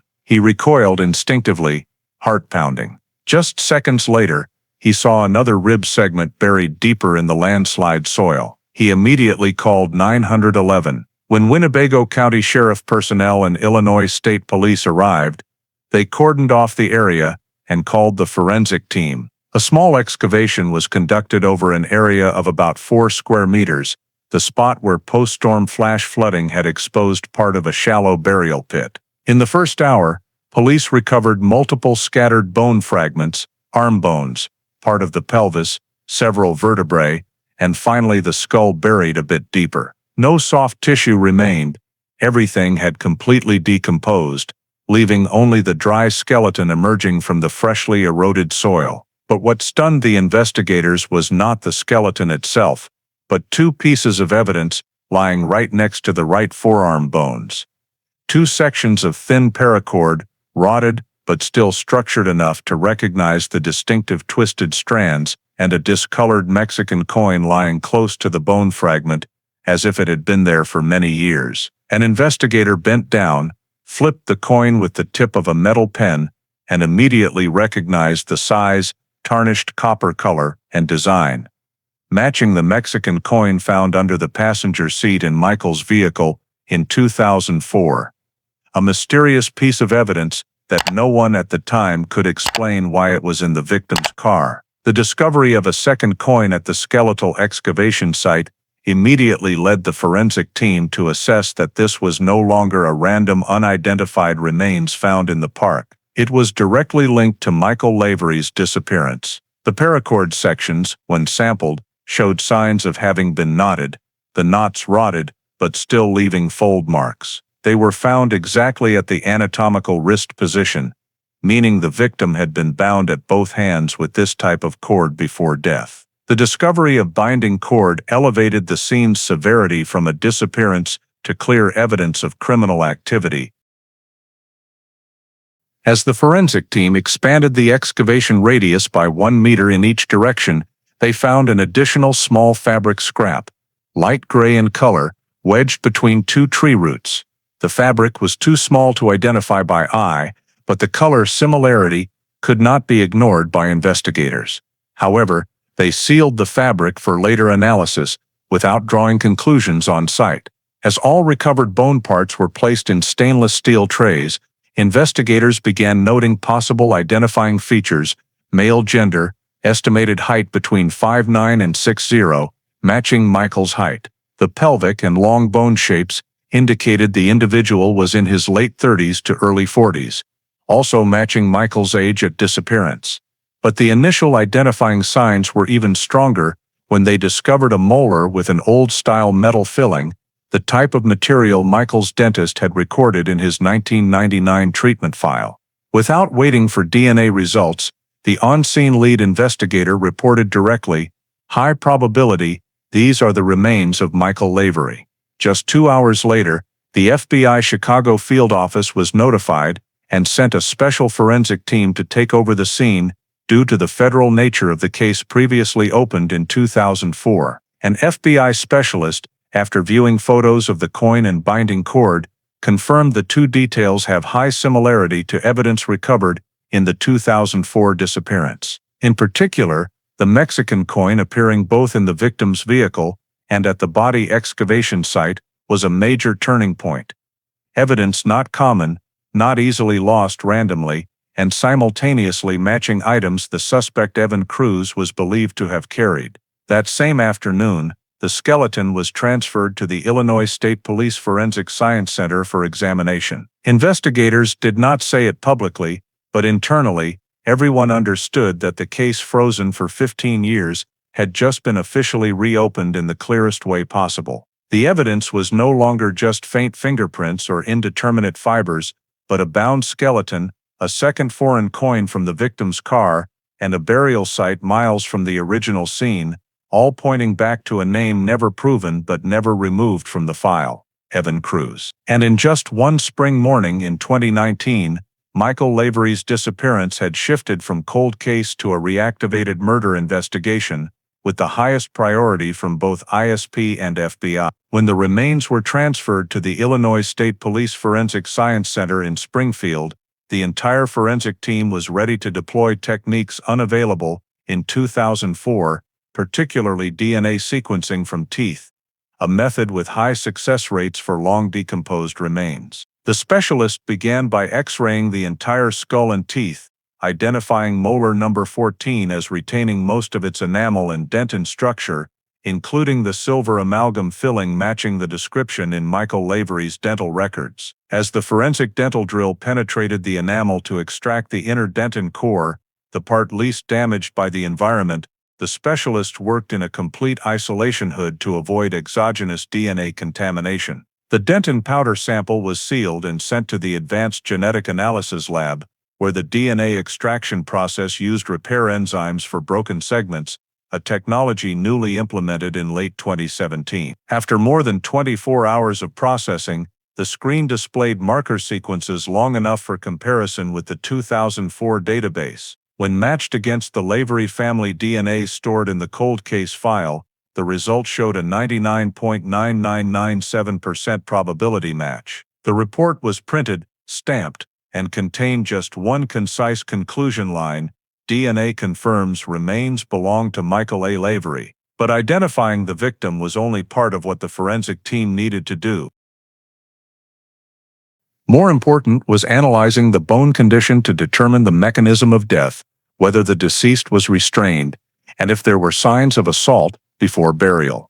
Forensic pathologist Dr. Riley began by reconstructing the skeleton on an articulating table, using small metal rods to mark fracture points or unusual wear. Both radius and ulna bones in the right wrist showed circumferential grooving wear, shallow channels running around the bone circumference. To the naked eye, the grooves were faint scratches, but under microscope, the bone surface showed microcompression, clear signs of ligature strangulation, while the body was still alive, when bones retained microelasticity. This confirmed the bindings were not applied post-mortem, but before or near the moment of death. The left wrist bones had similar but deeper marks, indicating the cord was pulled strongly backward, creating asymmetrical tension. The on-site discovery of binding cord at the forearm further increased the reliability of this diagnosis. Michael's skull showed no full fractures, indicating no heavy blunt force to the head. However,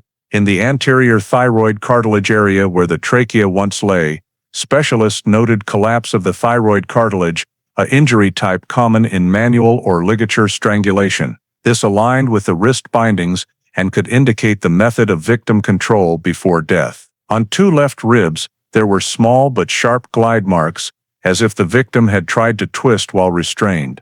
These marks were insufficient to conclude a weapon, but enough to show struggle occurred. Soil analysis adhering to the bones, especially the pelvis and lower spine, showed the body was placed on its side in the grave, not supine.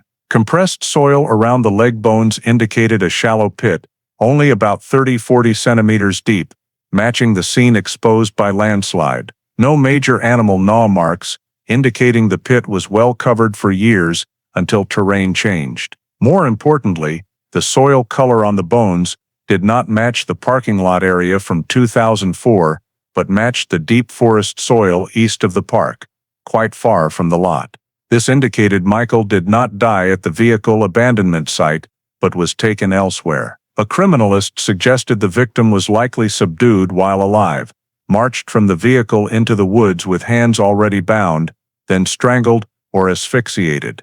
Although the direct cause of death could not be fully determined due to lack of soft tissue, the thyroid cartilage collapse combined with wrist bindings led to the most reasonable conclusion: death by strangulation or mechanical asphyxiation while restrained. In the skull, the maxillary sinuses showed no soil ingress, indicating the victim was not buried alive, no inhalation of soil while interred. Based on bone decomposition degree and soil conditions, forensic experts estimated time of death 24–48 hours after Michael was last seen, that is, the night of April 29th or early morning of April 30th, 2004. Thus, Michael did not wander the woods for days before being killed.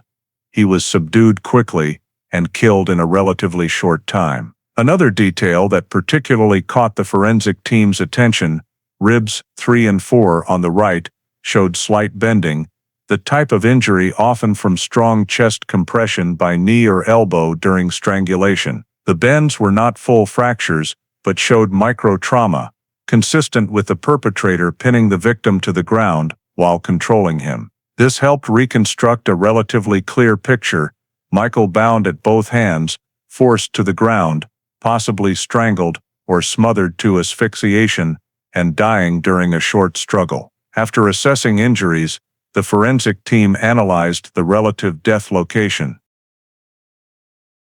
Soil type on long bones and joint cavities indicated the body was placed in the pit shortly after death, during early decomposition. No drag marks on bones, so the victim may have been carried or supported by the perpetrator. Soil compression under the hips and shoulders showed the body initially lay on its left side, later shifting as slope soil flowed over time. Synthesizing all data, the forensic report concluded victim died by strangulation or mechanical asphyxiation in a restrained context, body moved post-mortem to a burial site far from the parking lot. The discovery of binding cord, second Mexican coin, and bone injury marks proved third-party intervention, completely ruling out natural disappearance or accident. This was the first clear, undeniable, and irreversible evidence confirming that Michael Lavery's 2004 disappearance was in fact a homicide. When the forensic report on Michael's cause of death was handed over to the Illinois State Police, the cold case investigation team immediately shifted focus to the most critical piece of evidence recovered from the excavation site: 2 sections of parachute cord that had once bound the victim's wrists. In 2004, the cords could not be tested because the surface was worn, covered in dirt, and there was no remaining soft tissue. But by 2019, MVAC technology, a high-pressure micro-vacuum system designed to collect touch DNA from porous or dirty surfaces, opened up the possibility of extracting genetic samples that had previously been completely unattainable. The process began by placing the parachute cord in a decontamination chamber and moistening the surface with a buffer solution. Then the MVAC probe was slowly moved along the cord, vacuuming up every microscopic particle, dried sweat, epithelial cells, or any trace the suspect might have left while tying the victim. The collected solution was passed through a microfilter system and concentrated in a small test tube. When the sample was sent to the genetic analysis unit, everyone in the lab understood that even a minimal amount of DNA, far smaller than the standard threshold in 2004, could still be matched using modern STR systems against profiles in criminal databases. The analysis team used next-generation multiplex amplification processes that allowed for the amplification of extremely small DNA segments. After more than 6 hours of running the machine, the marker graph gradually appeared, not complete, but sufficient to identify a male DNA profile with 14 out of 20 loci clearly defined, a high enough ratio that the forensic experts immediately isolated the sample for triplicate testing to rule out cross-contamination. All 3 runs produced matching results. The information was entered into CODIS, the national database. No one expected much, since in 2004, the suspect had never been arrested, and over the 15 years, this profile had generated virtually no legal traces. But just minutes later, the screen displayed a message that silenced the entire lab: possible match found. The DNA sample partially matched the profile of an individual arrested for a minor offense in 2014 in Dane County, Wisconsin. Evan J. Cruz. The record was not for a serious crime, just disorderly conduct and possession of burglary tools, but the local police agency had collected DNA as standard procedure starting in 2013. When the Illinois State Police performed a direct pairwise comparison, the results confirmed near-perfect compatibility across all 14 markers used for comparison. This was the first time, after 15 years of the case being frozen, that evidence bearing the suspect's biological trace had been clearly identified. The forensic report included a single sentence, powerful enough to change the entire case file. Touch DNA recovered from the wrist-binding parachute cord of victim Michael Lavery is consistent with the DNA of Evan Jacob Cruz, born 1979, stored in the Dane County database, sample collected August 14, 2014. To ensure no errors, the analysis team also tested for DNA on the cord storage bag, specialized gloves, and the lab bench environment to rule out contamination. All controls were clean. When the comparison report was sent to the cold case unit, Lieutenant Cadwell, who had been pursuing the case since the early days of 2004, sat in silence for several minutes. For years, Evan Cruz had existed in the files only as a shadow, an incomplete name, a series of aliases, a scattered trail of faint traces, and an unproven suspicion. Now, the cord that bound the victim's wrists, the evidence directly linked to the moment Michael was restrained, contained DNA strong enough to implicate him. More importantly, the MVAC recovered no DNA from any other individual, and since the binding consisted of two sections, it was highly likely that only one person, the perpetrator, had directly tied the knots with their hands. The deeper the team analyzed, the more they noticed a significant detail. The recovered DNA sample was located on the cord fibers in the middle of the knots, where contact would typically only occur with the person tying them, not on the free ends that could have been touched by anyone else. This strengthened the argument that Evan Cruz himself had used the cord to bind the victim. Although there was no soft tissue to confirm the cord had been tightly knotted while the victim was alive, the bone injuries described in the previous report perfectly matched the mechanism of strangulation with a similar type of cord. The DNA report was forwarded to the FBI that same night. A veteran agent exclaimed, "If this is the binding cord from the burial site, we're no longer talking about suspicion. This is suspect identification." For nearly 2 decades, investigators had only scattered clues, a composite sketch from the sole witness, a Mexican coin in the car, clothing in the abandoned truck in Wisconsin, the fake ID Anthony DeVay, motel receipts along the route. All could be explained in multiple ways, but DNA doesn't lie. Especially DNA embedded deep in the fibers of parachute cord that once tightened around the wrists of a man who vanished without a trace. When the report was signed off, the cold case unit noted in the file a brief statement: "For the first time since 2004, the primary suspect has been identified by scientific evidence." The case officially shifted from possible involvement to subject to be located. And with irrefutable DNA evidence, the name Evan Cruz was no longer a faint shadow in the files.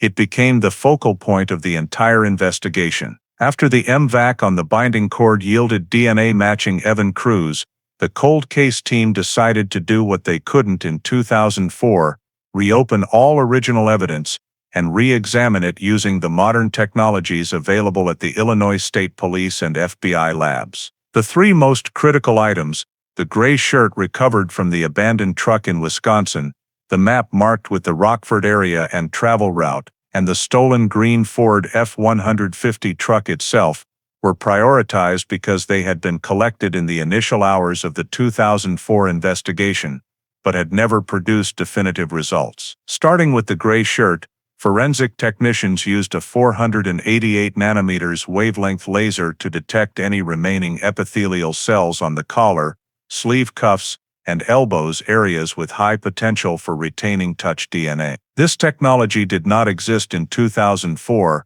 when labs could only use basic UV light and look for blood or sweat in large quantities. This time, dozens of microscopic particles glowed under the laser, collected using specialized tape lift methods, then concentrated via centrifugation. The analysis results revealed 2 DNA samples, one very weak, possibly matching the evidence collector from 2004, and a much stronger one, male. The markers from this stronger sample matched perfectly with the DNA on the binding cord and with Evan Cruz's 2014 Dane County profile.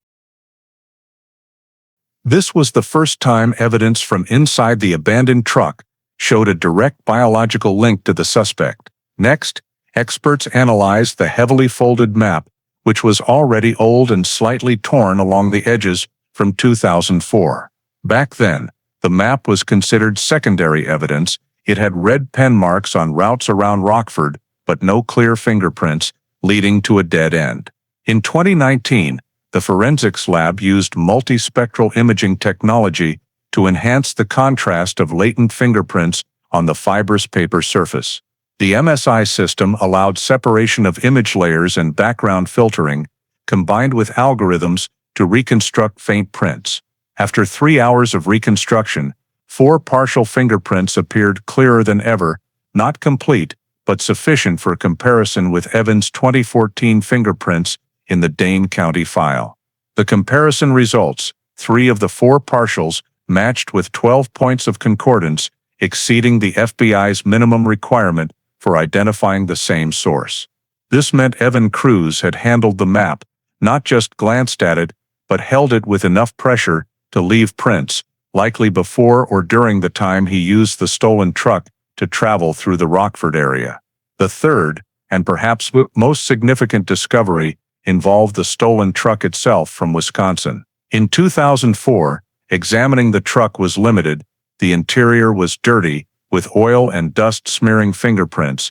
There was no technique for collecting trace DNA from plastic dashboards or door handles. In the 2019 re-examination, the forensics team used MVAC on the driver's seat, steering wheel, and especially the gear shift, areas that typically retain the strongest DNA from skin contact.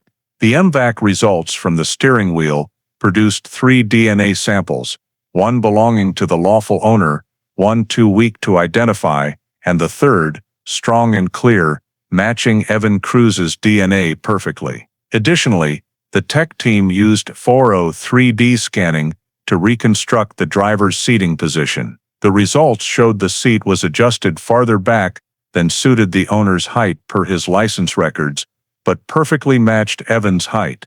This detail had been noted in 2004, but couldn't be attributed to a specific individual then. Now, with matching DNA on the door handle and steering wheel, the seat adjustment became significant behavioral evidence. Beyond DNA, the forensics team reanalyzed partial fingerprints found on the interior rearview mirror using the latest fingerprint matching algorithms. In 2004, most prints were recorded but unusable due to high smudging. When run through the new generation AFIS software, 2 additional partials matched Evans' 2014 fingerprints with 10 points of concordance. Though the point count was lower than on the map, the consecutive appearance in 3 different locations inside the truck, steering wheel, door handle, rearview mirror, formed a unified chain of physical evidence, proving Evan was the driver. One final detail made the connection undeniable. Microparticle analysis on the truck's floor mats revealed soil with mineral composition matching the dirt on Michael's skeletal remains, a clay limestone mix found only in the forested area east of Rockcut State Park. This indicated the truck had entered the area near where the body was found, or at least a similar mineral region, not long after the victim's death. All these findings, DNA on the gray shirt, fingerprints on the map, DNA on the steering wheel, matching fingerprints, allowed the cold case team for the first time to reconstruct a solid chain of evidence spanning from 2004 to 2019. And with each confirmed result, the name Evan Cruz was no longer just present in the files.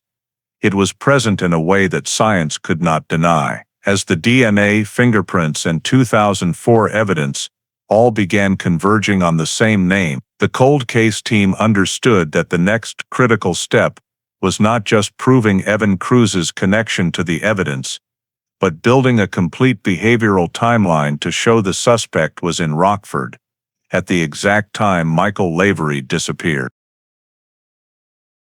And to achieve that, in 2019, they used a method almost unimaginable in 2004, retrieving historical cell tower data, combined with old carrier coverage maps to determine the relative location of devices that had connected to towers.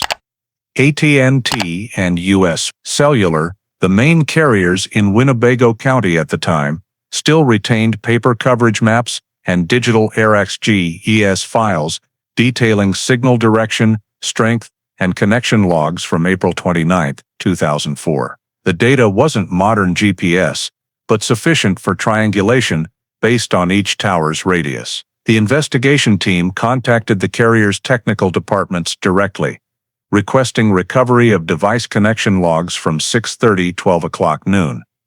Focused on the areas of Perryville RD, Spring Creek RD, routes leading into Rockcut State Park, and the entire surrounding cell tower belt. Among thousands of devices recorded at that time, one device ID flagged as no registered owner because it used a prepaid SIM bought with cash.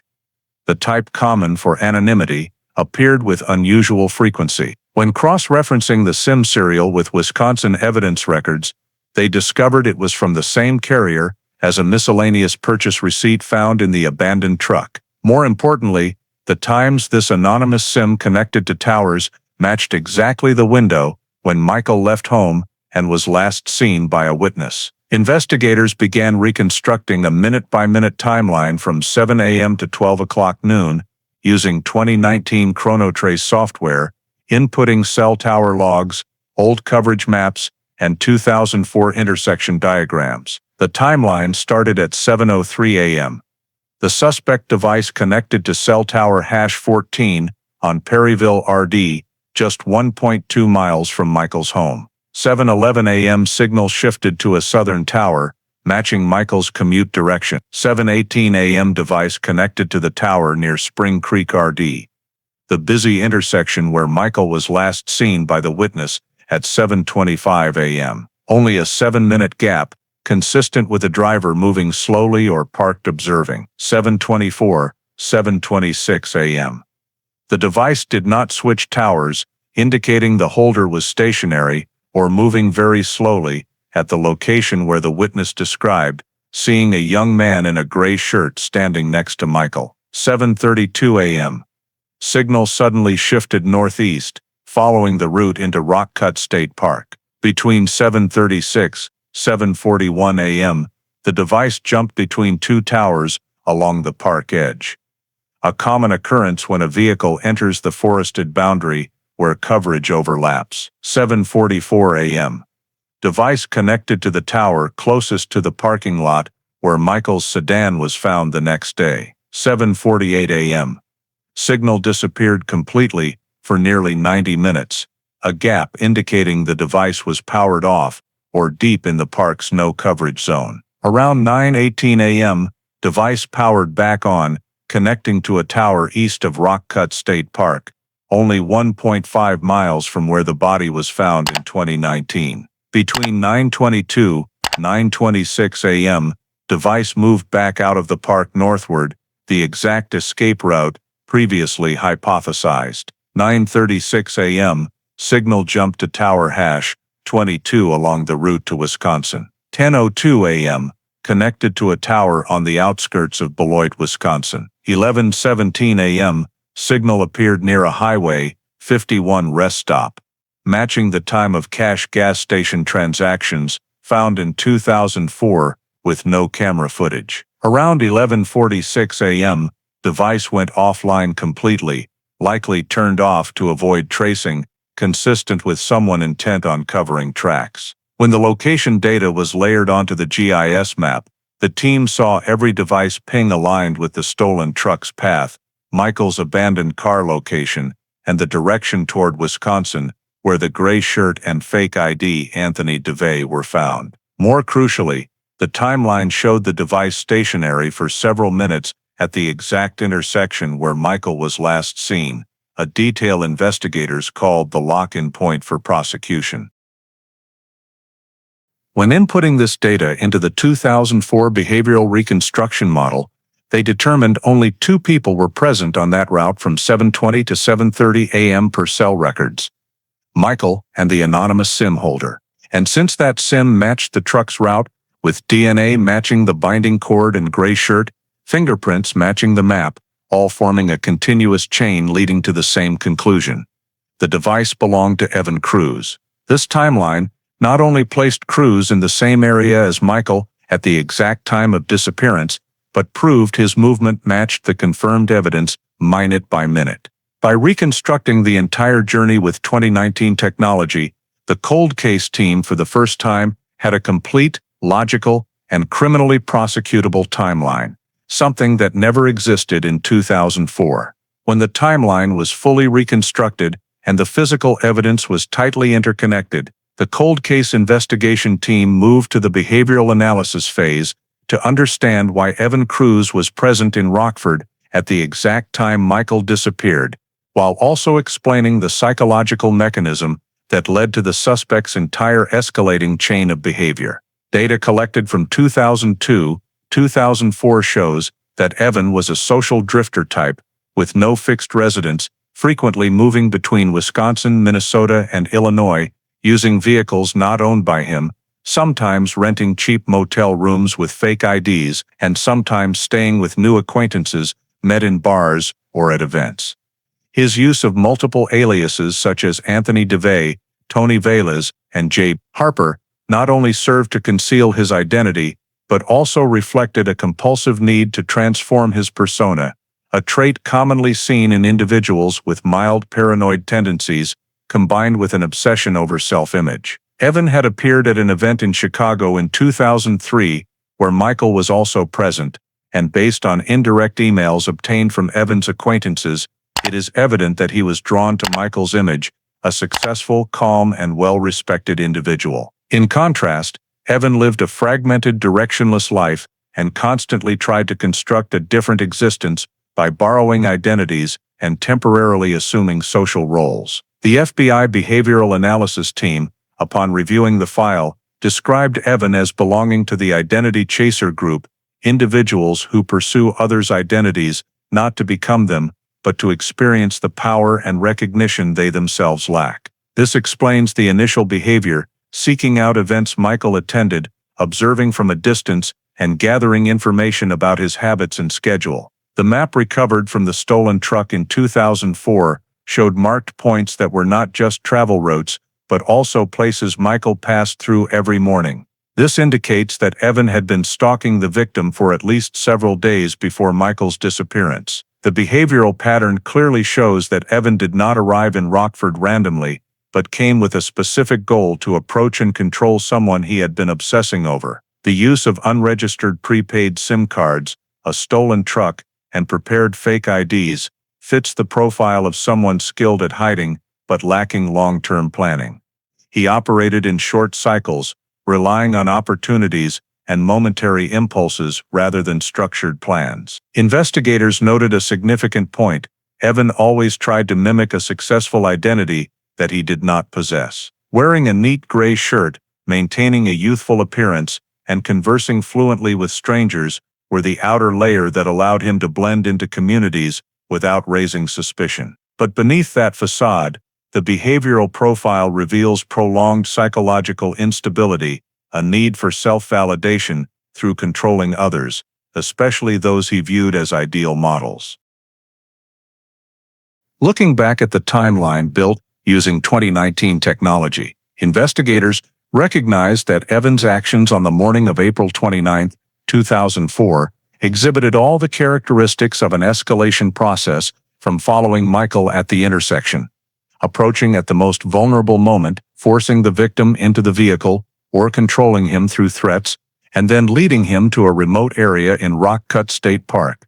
The list of motels Evan stayed at during his 2003-2004 travels shows he experienced multiple periods of social rejection, losing odd jobs, and being evicted due to erratic behavior. Each failure intensified his delusion that the world was against him, and in such cases, an obsessor seeks to reassert himself by controlling others. In Evan's case, that person was Michael. The FBI expert report clearly states that the acts of binding, restraining, and moving the victim off his normal route were not for robbery or dispute purposes. None of Michael's belongings were taken, and there were no unusual transactions on his cards. This reinforces the assessment: the motive was personal obsession, a form of psychological possession, not material gain. The evidence of binding cords and bone injuries, described in Section 18, shows that Evan not only wanted to control Michael, but sought to maintain absolute power in that moment. This is typical of individuals who both fear abandonment and desire total control over those they admire. The escalation is also evident in the post-crime route. Evan left the forest, returned to Wisconsin, changed his appearance by abandoning the gray shirt and shorts in the discarded truck, and then used another alias to rent a motel room on the way toward Madison. The rapid switching between aliases indicates panic, but a continued attempt to maintain the illusion of control. A key factor helping investigators identify Evan's psychological pattern was that he left no statements or threats before or after Michael's disappearance. This is unlike typical personal grudge motives. It was an internal form of behavior. The perpetrator did not need others to know or society to witness it. What Evan needed was to hold Michael in the moment he could control the situation, and when things no longer fit that fantasy, the perpetrator escalated to violence, leading to the victim's death. Upon completing the behavioral profile, the investigation team concluded Evan did not choose Michael randomly.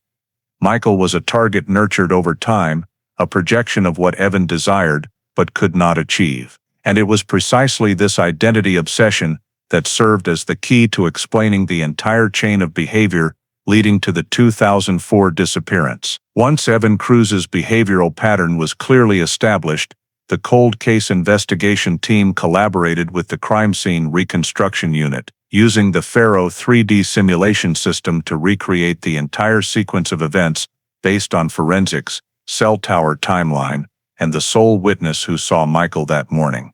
The 3D projection of the Perryville Red, Spring Creek Red Road was reconstructed according to 2004 maps, including rush hour traffic density, the viewpoint of someone waiting at a red light, and morning spring sunlight angles. The witness described a young man in a gray shirt, standing close to Michael just minutes before Michael crossed the intersection, and when this data was input into the model, the scene showed that the position where that man could stand was only within a 4 or 5 foot radius around Michael, close enough to approach verbally without drawing attention. The investigation team hypothesized that Evan waited at the intersection after following Michael from home, based on the cell tower timeline showing Evan's device stationary at the Spring Creek Tower during the exact time frame provided by the witness. Faro simulated Evan approaching by calling out to Michael as he stopped at the curb, or just as he prepared to cross to the parking area near the park. And behavioral experts assessed that Evan likely used a calm but urgent tone, creating a sense of familiarity or immediacy. The 3D model showed that with heavy traffic, the approach occurred very quickly, in just 10-15 seconds, and no one around had a clear enough view to notice anything unusual. Analysis of the binding cords, wrist abrasions, and hyoid bone injury mechanism indicated that Michael was not attacked right at the intersection. This aligned with the cell tower timeline, as Evan's device only left the area a few minutes after Michael was last seen. Faro simulated the next phase.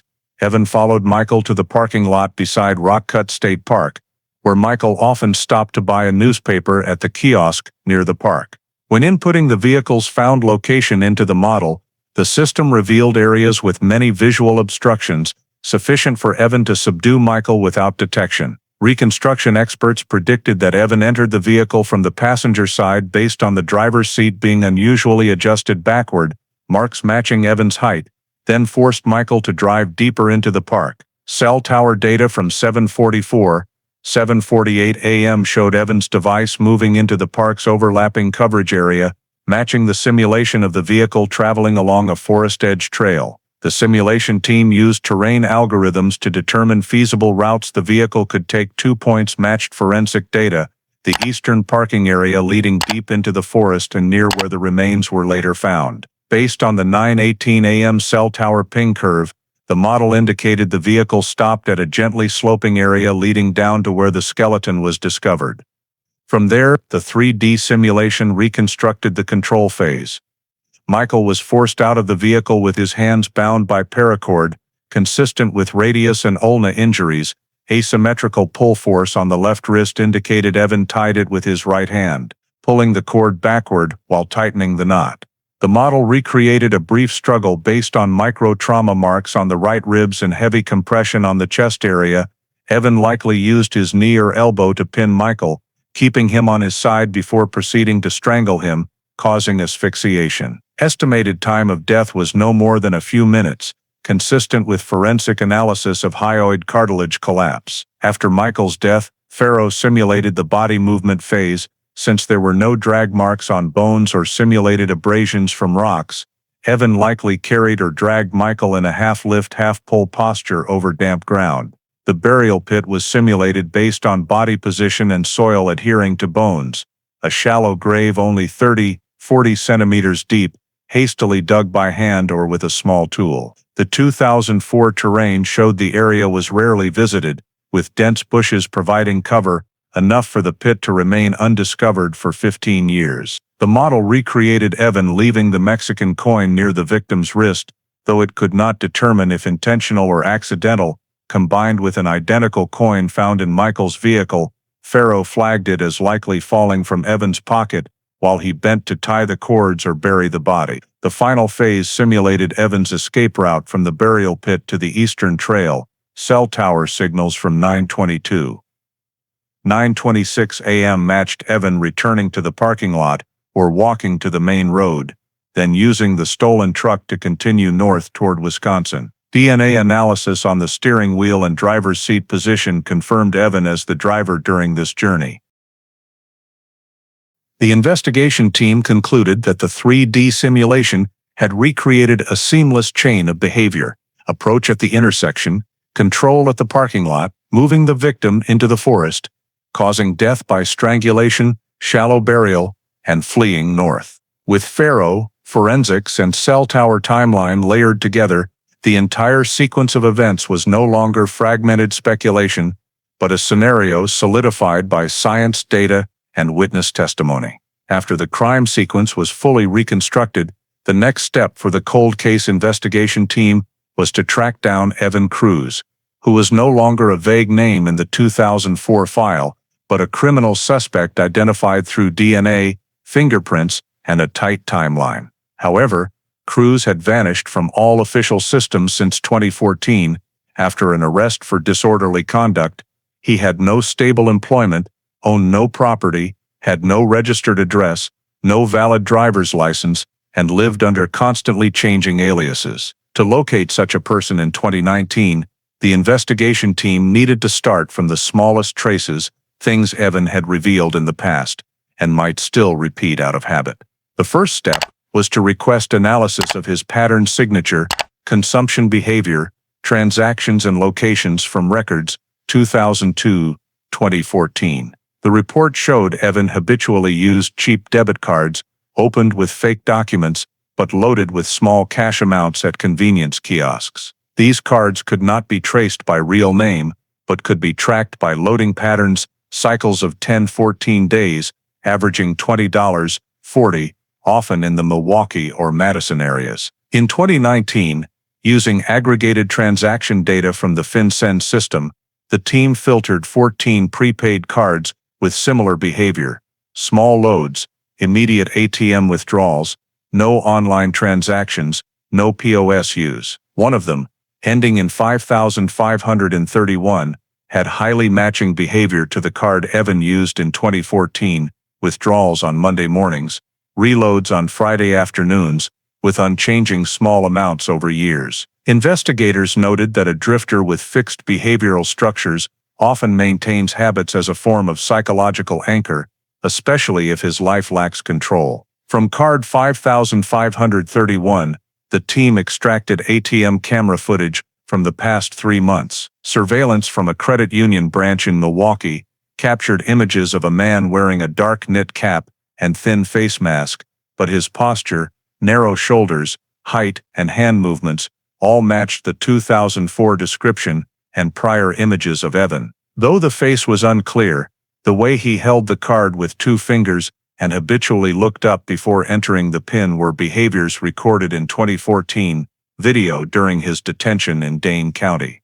The camera also showed him walking into the alley behind, where there were many budget lodgings, avoiding main roads, another characteristic pattern confirmed by FBI behavioral analysis. In addition to financial data, the team screened prepaid phone data in the Milwaukee area. By filtering cash-activated SIMs, and matching connection frequency to Evans' 2004 SIM, they found a device operating almost identically, turned on in the morning, off in the evening, no voice calls, only a few short SMS to unknown numbers. This device consistently connected to 2 cell towers within a 6-block radius around the 5th Ward, an area of rundown weekly rentals with lax paperwork, ideal for someone living under aliases. Cell tower data showed the device appearing at least 4 times at a lodging called Baymont Residence, which did not require real ID for long-term rentals. Investigators visited undercover as potential renters, observed common areas, and inquired with management. A name appeared in the register, Mark Davis, renting room 2B for 19 months, paying cash, no verification documents. The name was too common, almost certainly an alias. When asked, the manager described Mark as quiet, doesn't want anyone touching his stuff, always back in the room before 8 p.m., no visitors. Notably, the height was described as about 5'10", 5'11", matching Evan. The team collected trash samples from the common dumpster outside the building. Among the garbage, they found a soda can with faint fingerprints and a dry cigarette butt. Both were sent to the lab, and DNA from the butt eliminated doubt. It matched the DNA from the binding cords and gray shirt. This evidence confirmed Mark Davis was Evan Cruz. For further confirmation, the fingerprint analysis team recovered partial prints from the soda can and compared them to the Dane County 2014 fingerprints, matching 10 points. On the following Monday morning, the surveillance team set up hidden cameras opposite room 2B. When the man left the room, wearing a knit cap, light ash gray jacket, narrow shoulders, the basic identification matched the 2014 file photos. He headed in the exact direction recorded by the ATM camera, the back alley leading to the withdrawal station. With 2 weeks of surveillance, phone data, trash DNA, and prepaid bank card, the cold case team officially confirmed Evan Cruz, who had disappeared from all systems for over 5 years, was living under the alias Mark Davis in Milwaukee, less than an hour's drive from Rockford. At that point, the capture net began to close, and Evan had no idea that all his seemingly harmless habits were leading the police straight to where he was hiding. When the identification of Mark Davis as actually being Evan Cruz reached absolute certainty, the Illinois State Police transferred the entire case file to the FBI Chicago field office to coordinate the execution of the arrest warrant, because Cruz was not only involved in a cross-state murder, but had also used a false identity and traveled between multiple states in a manner indicating federal crimes. The final meeting before the operation took place at 5:40 a.m. in a small FBI conference room where a map of Milwaukee was spread out on the table, and the approach routes to the Baymont Residence apartment complex were marked in 2 colors, red for dangerous directions, green for safe approach paths. The room 2B, where Evan was staying, was on the 2nd floor of an old building constructed in the 1960s, with narrow stairs and no rear escape route, except for a small window facing a corrugated metal roof. This worked in favor of the law enforcement team, as it meant Cruz had no easy way to flee. The tactical team was divided into 3 units, the main entry team consisting of FBI and ISP agents, the rear containment team to block any escape attempt through the window, and the logistics support team monitoring the suspect's cell phone to ensure he did not leave the area before the operation. At 6:12 a.m., the cell tower recorded that Evan's prepaid device was still stationary, meaning he was still in the apartment. At 6:18, the agents approached from 2 directions, one group via the main staircase, the other circling to the rear to ensure that if Evan tried to break the window or climb down the metal roof, he would be immediately blocked. Upon reaching the door of room 2B, the FBI team leader signaled the breaching team to prepare, but simultaneously ordered them to knock first to assess the suspect's response, a safety priority procedure in cases where the subject has no weapons or no history of violence toward police. 3 knocks sounded, but there was no answer. However, a secretly placed surveillance camera across the hallway captured movement inside the room. At that point, The FBI team leader signaled to switch to forced entry. The hydraulic door opener was placed in the door jamb, and just 3 seconds later the lock popped. The door swung open, and the team rushed in ready positions. But contrary to expectations that Evan might run to the rear or try to barricade the door, he was standing right in the middle of the room, head bowed, both hands extended forward, as if he had prepared for it. The FBI agent commanded, "Get on your knees, hands behind your head." Evan complied without a word of resistance. No weapon in his hands, no attempt to flee. The dim light from the window revealed a bare room containing only a metal bed, an old worn duffel bag, and 2 sets of clothes hanging on a line. The ISP agent approached to handcuff him and read the Miranda rights, while Evan sat motionless, his face expressionless. Notably, next to the duffel bag was a small cardboard box containing miscellaneous items, an old notebook, a few gas station receipts, and an unactivated prepaid card. But what drew the investigators' attention most was a Mexican coin placed in the middle of the box, the same type as the 2 coins already collected in the case file, one in Michael's vehicle and one at the excavation site of the body. Its presence needed no further explanation. It only made the case even more solid. After Evan was secured, the FBI team searched the entire apartment to ensure no hidden threats. Every nook and cranny was quickly checked. The room had no computer, no other phone besides the prepaid one, no identification documents, consistent with Evan's habits over many years. The agents described his living space as clean to the point of being cold, as if he had never intended to stay long. At 6:29 a.m., Evan was led down the stairs, through the hallway stained with old marks, and out to the rear parking lot where the FBI vehicles were waiting. A neighbor standing at the slightly open door of room 3A peered out, gripping the door frame tightly, but said nothing. Residents in this complex were accustomed to neighbors disappearing or being arrested, and the presence of the FBI was not uncommon. As Evan was placed in the back seat of the armored SUV, he stared straight ahead, without looking around, without asking any questions. No signs of panic, no appearance of resentment. One agent commented, "He was like he'd been waiting for this to happen."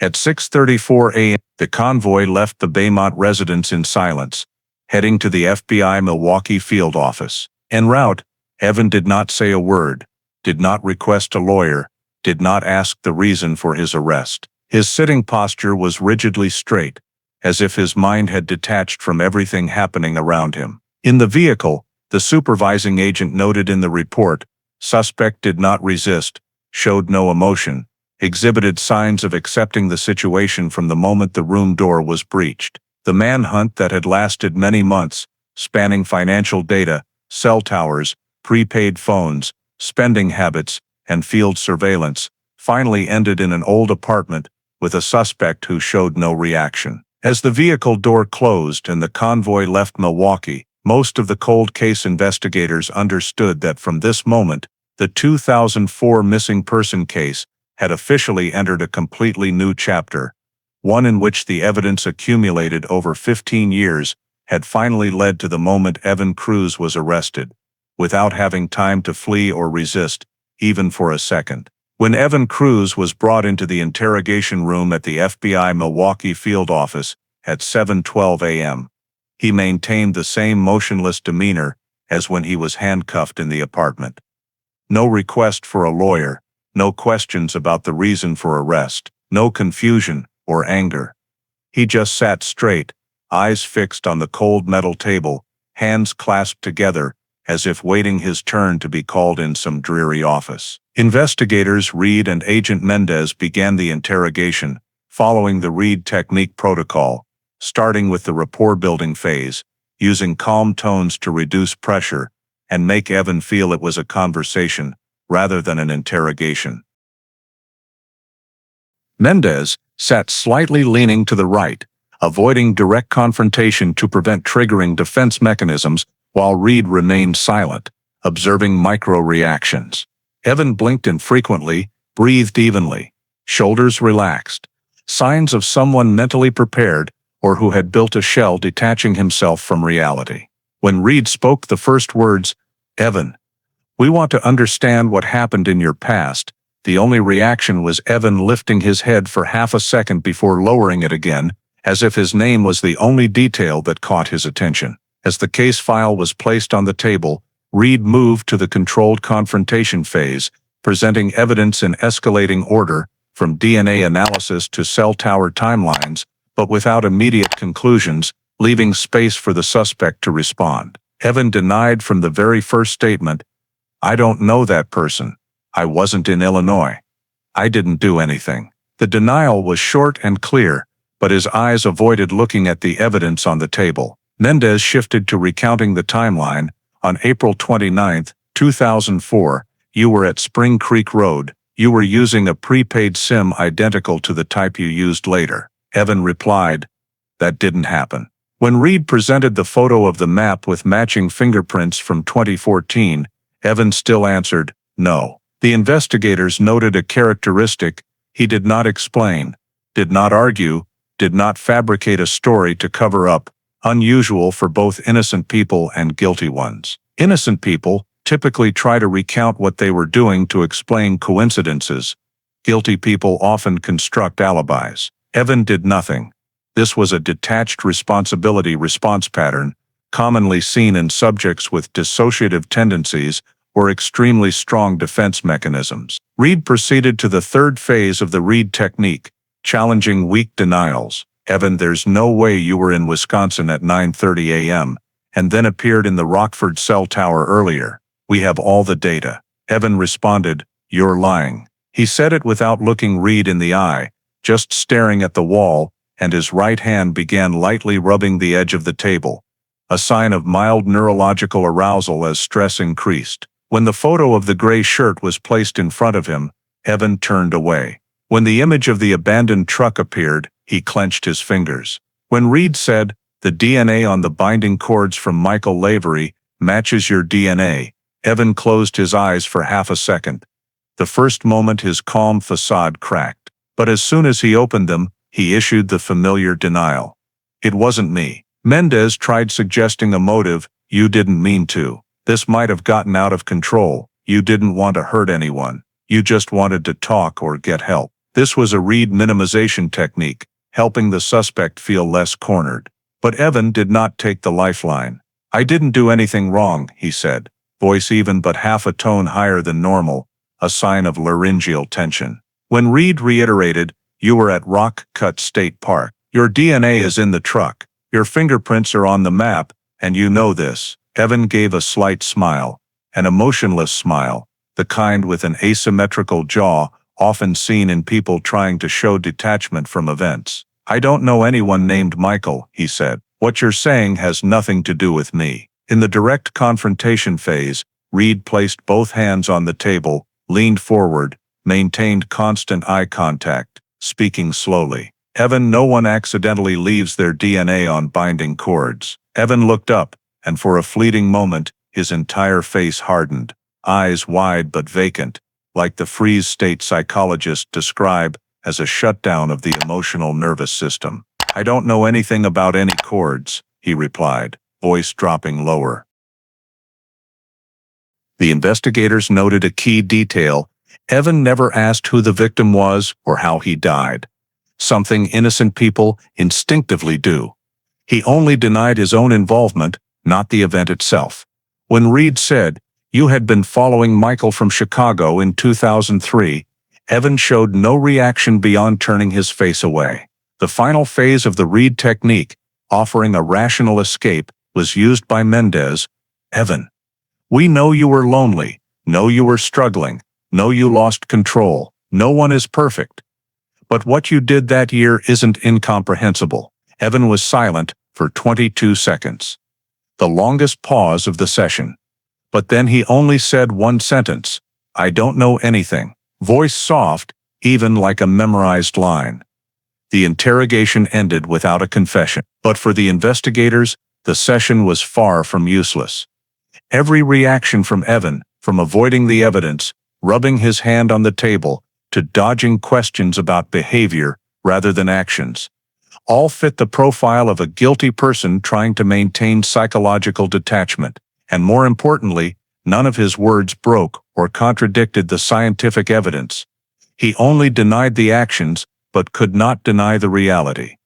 The interrogation made it clear, Evan was uncooperative, but not solid. He was just clinging to one sentence. "It wasn't me," a sentence he himself no longer fully believed. When the interrogation ended without obtaining a confession, the federal prosecutors and the Winnebago County District Attorney's Office began the most critical phase, assembling all the evidence for court presentation, building a case so airtight that no jury could reasonably doubt it. To achieve this, they had to reorganize every overlooked piece of evidence from 2004 and fit them into a logical structure, without overlaps or contradictions with scientific data. The first document placed in the core evidence category was the touch DNA on the binding cords. The 2019 MVAC technology had provided a complete DNA profile from the paracord that had bound Michael's wrists, and when compared to Evan's DNA sample from the Dane County 2014 database, all 14 markers matched perfectly. This was not mixed DNA, not environmental contamination, not a trace on the exterior, or possibly transferred by evidence handlers. The sample was deep within the fiber core, exactly where direct contact with the person tying the cords would occur. The Illinois State Police forensic report stated, "There is no possibility this DNA belongs to anyone other than Evan Cruz." Prosecutors placed this document at the top because it not only proved Evan had direct contact with the evidence tied to the mechanism of death, but completely ruled out coincidence. From the binding cord DNA, the prosecution team moved to the second piece, the 20-year-old folded map found in the stolen truck Evan used to leave Illinois. When analyzed with multi-layer spectroscopy, 4 partial fingerprints emerged clearly, 3 of which matched 10 to 12 points with Evan's 2014 fingerprints. This was not just evidence that Evan handled the map, it proved he played a role in planning the route, as the red marks on the map matched Michael's daily route, as well as the cell tower timeline reconstructed by the investigation. Prosecutors emphasized this detail because it demonstrated intent. The suspect did not appear in Rockford that day by chance. He had studied the victim's routes, and prepared an approach plan. The third piece placed in the supportive physical evidence group was the trace DNA on the gray shirt recovered from the truck. This was the shirt a 2004 witness described the man standing next to Michael as wearing. Under 488 nanometers laser light, the touch DNA on the collar matched the binding cord DNA and Evan's Dane County profile. This scientifically corroborated the witness statement, turning the gray shirt description from vague testimony into indirect evidence backed by genetic analysis. Prosecutors noted clearly, witness described clothing, forensics confirmed the man in the gray shirt was Evan. No overlap, no contradiction. Everything complemented each other in sequence. Additionally, there was evidence from the stolen truck, DNA on the steering wheel, fingerprints on the rearview mirror, and the seat adjusted far back, matching Evan's height. Prosecutors concluded, not just one DNA sample, but a long chain of repeated contact points on the seat, steering wheel, gear shift, door handle. All formed a behavioral trajectory, showing Evan drove this vehicle immediately after Michael's disappearance, consistent with the 2019 recovered cell tower timeline. This timeline was the fourth component in the evidence group. Though not physical evidence, the timeline was built from objective technical data, 2004 AT&T and U.S. cellular tower logs, recovered and mapped using old coverage maps. Prosecutors used ChronoTrace software to simulate the movement of the prepaid SIM Evan used, and when presented, the suspect's path appeared clear as lines on a map. 7:18 a.m. near Spring Creek intersection. 7:26 stationary at the exact spot. Witnesses saw Michael 7:44 moving into the park. 9:18 reactivating near the later body recovery site. 10:02 leaving Illinois. 11:17 appearing in Wisconsin. Prosecutors described the timeline as a living movement map.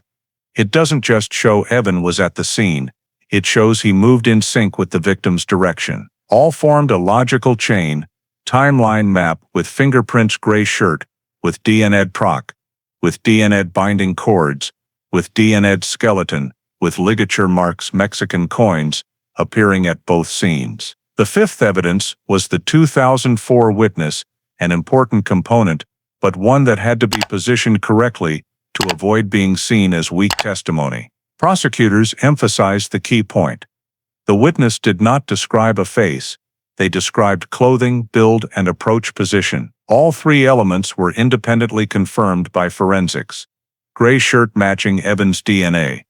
Build matching Faro model of Evans' height. Approach position matching cell tower data. This turned witness testimony from possible to consistent with the entire scientific data chain. Another factor prosecutors included in the file was the Mexican coin. One appeared under the passenger seat in Michael's vehicle in 2004. One lay next to the right forearm bones when the body was exhumed in 2019, and a third was found in Evans' apartment upon arrest. The coin was not used as primary evidence, but prosecutors placed it in the behavioral linkage category, not common, not random. Repeated. 3 locations, 3 time points, 1 type of object, all tied to Evan. When arranging the evidence into layers, the prosecution team ensured no piece duplicated or overlapped roles, binding cords as direct evidence, map and gray shirt as associational, truck as vehicular, cell tower as technical, witness as identification, coin as behavioral, skeleton as consequential. Each group functioned independently, but supported the others, creating an unbreakable structure. More importantly, prosecutors stressed, no evidence pointed to any other suspect. DNA matched only Evan. Fingerprints matched only Evan. Timeline matched only Evan's device. No evidence suggested a second person. In the nearly 480-page court filing, prosecutors wrote, "This case does not rely on a single piece of evidence. It relies on a system of dozens of independent pieces of evidence, all converging on one point. Evan Jacob Cruz is the person who approached, restrained and caused the death of Michael Lavery on April 29, 2004. When the final case file was placed before the preliminary hearing judge, the cold case team knew they had accomplished what for 15 years had seemed impossible, turning the scattered fragments of 2004 into an irrefutable legal structure, ready to enter the trial that would decide the fate of the longest forgotten case in Rockford history. The trial of Evan Cruz opened in early November 2019 at the Winnebago County Courthouse in a dated but packed courtroom that had witnessed many serious trials over its 70 years of operation. But none had carried a 15-year wait like the Michael Lavery case. The prosecutor stepped before the jury and delivered a concise opening statement. This is a case where every piece of evidence stands independently and together points to one single name. That opening line placed the focus on modern forensics, the element on which the entire prosecution strategy relied. The first presentation was the DNA analysis of the binding cord, projected onto a large screen, a 14-marker STR graph, with perfectly aligned peaks, matching Evans' 2014 profile. The forensic expert explained the MVAC process, emphasizing that this technology allowed DNA collection from surfaces unreachable in 2004, and that the sample was recovered deep within the cord's core fibers, completely ruling out cross-contamination from evidence handlers. The jury stared intently at the images of the binding cord, a worn, dirt-darkened length, and when the expert concluded that the probability of it matching anyone other than Evan Cruz is virtually zero, no one in the room doubted this was the pivotal evidence. After the DNA, the prosecution moved to the map, projecting a partial fingerprint overlay enhanced by contrast algorithm. The fingerprint expert explained how the partial print matched 10-12 points with Evans' fingerprint and highlighted the coinciding minutiae points on the enlarged projection. This fingerprint is not from 2019, not from evidence handling, but from when the map was collected in 2004, he said, then pointed to a red-marked spot. This is the route Michael took daily, and this is where the victim was last seen. This map is not coincidental. Next, the prosecution presented the timeline, one of the most visually powerful technical pieces of evidence in the file. Using chronotrace projection, each cell tower ping appeared as a glowing dot on an Illinois map. As the dots moved from Michael's home to the Spring Creek intersection at 7:18, then into Rockford State Park at 7:44, the courtroom fell into absolute silence. The prosecutor pointed to the map. "This is the journey of the device belonging to Evan Cruz. And this," he projected the image of Michael seen at 7:25, "is the moment the two paths intersected." No lengthy explanation was needed. The visuals conveyed the truth on their own. Then the Faro 3D simulation was shown. A chillingly precise reconstruction of every meter of terrain. The jury saw Michael and the man in gray standing side by side at the intersection. They saw the sedan leave the parking lot and head into the woods. They saw the road leading to the burial area, modeled on the actual 2004 terrain. No graphic violence was shown, but every juror understood the simulation's meaning. It placed Evan in a position only the perpetrator could occupy. The 2004 witness was called after the simulation. The woman, now in her 50s, recalled her original description. A thin man in gray standing close to Michael. Defense counsel tried to trap her with questions about mistaken perception. "Are you certain? It's been 15 years. The witness replied calmly. "I'm not sure about the face, but the gray clothing and build I remember clearly." The prosecution immediately reinforced this by questioning the DNA expert about the gray shirt fragment recovered from the truck. The screen showed a DNA match to Evan. From the witness statement to forensics, no contradictions, no meaningless overlaps, but a perfectly logical connection. When it was the defense attorney's turn, the strategy was predictable. Attack the 2004 chain of custody. The attorney stressed that evidence collected in 2004 had passed through many hands, was not optimally stored, and could have been cross-contaminated. He asked, "Who guarantees the binding cord wasn't contaminated with DNA over 15 years in storage?" The forensic expert stood and clearly explained that the DNA was not on the surface, but embedded in the cord's core, unreachable without destroying the cord's structure. He showed microscope images, DNA lodged in the compressed grooves of the cord, traces only created when the cord rubbed against a living person's wrists. The jury nodded as the prosecutor emphasized, if the DNA were contaminated, it would be on the surface, not deep in the core in a compression pattern. The defense shifted. "Cell towers are not GPS. They don't prove my client was in the vehicle or with the victim." The prosecution countered by projecting Evan's fingerprint on the map, evidence placing the suspect directly in the vehicle, controlling the route. And then they showed Evan's DNA on the truck's steering wheel, completely ruling out coincidence. The defense tried to raise doubt about the witness. "It could have been any man in gray." The prosecution immediately struck back. "But only one man in gray left his DNA in the truck, on the map, on the shirt, and in the binding cord around the victim's wrists. Only one." When the prosecution presented the Mexican coin, evidence of repeated behavior across 3 crime scenes, the jury saw the behavioral pattern connecting what forensics alone could not say. Late in the afternoon, the ISP bone expert was called to describe the injuries to the neck, ribs, and cord compression marks on the wrists. He spoke slowly but clearly. The victim died from strangulation while bound. The perpetrator subdued him with knee pressure, consistent with microtrauma. The defense could only respond, "There is no direct witness." The prosecution replied immediately, "But there are abundant scientific witnesses." As the first day of trial ended, the courtroom atmosphere was heavy as lead, because everyone understood that modern forensics, the timeline, the 3D simulation, and the witness had combined into a picture, leaving no room for reasonable doubt. The trial would continue, but its direction was clear from that morning.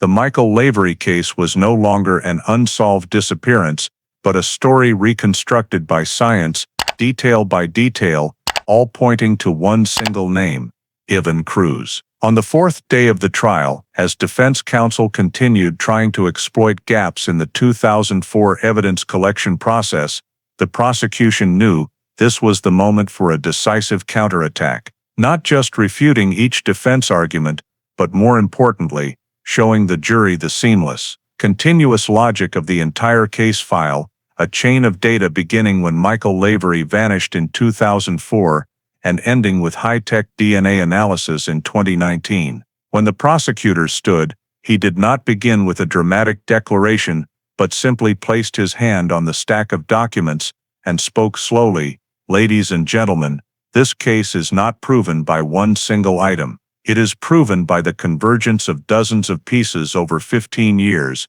all saying the same thing." Then, he began layering each part, in strict chronological order. First was the Rockford State Park parking lot, where Michael's sedan was abandoned. The prosecutor projected 2004 crime scene photos onto the screen. The car with keys still in the ignition, an unfinished coffee cup, the driver's seat pulled back, and dirt on the floor mat. "Nothing in here lies," the prosecutor said, "and nothing stops speaking just because time passes." He then recalled the 2004 witness description of the man in gray standing beside Michael. "That was only a clothing description, not a facial identification," the prosecutor stressed, but 2019 forensics confirmed that man in gray was the defendant.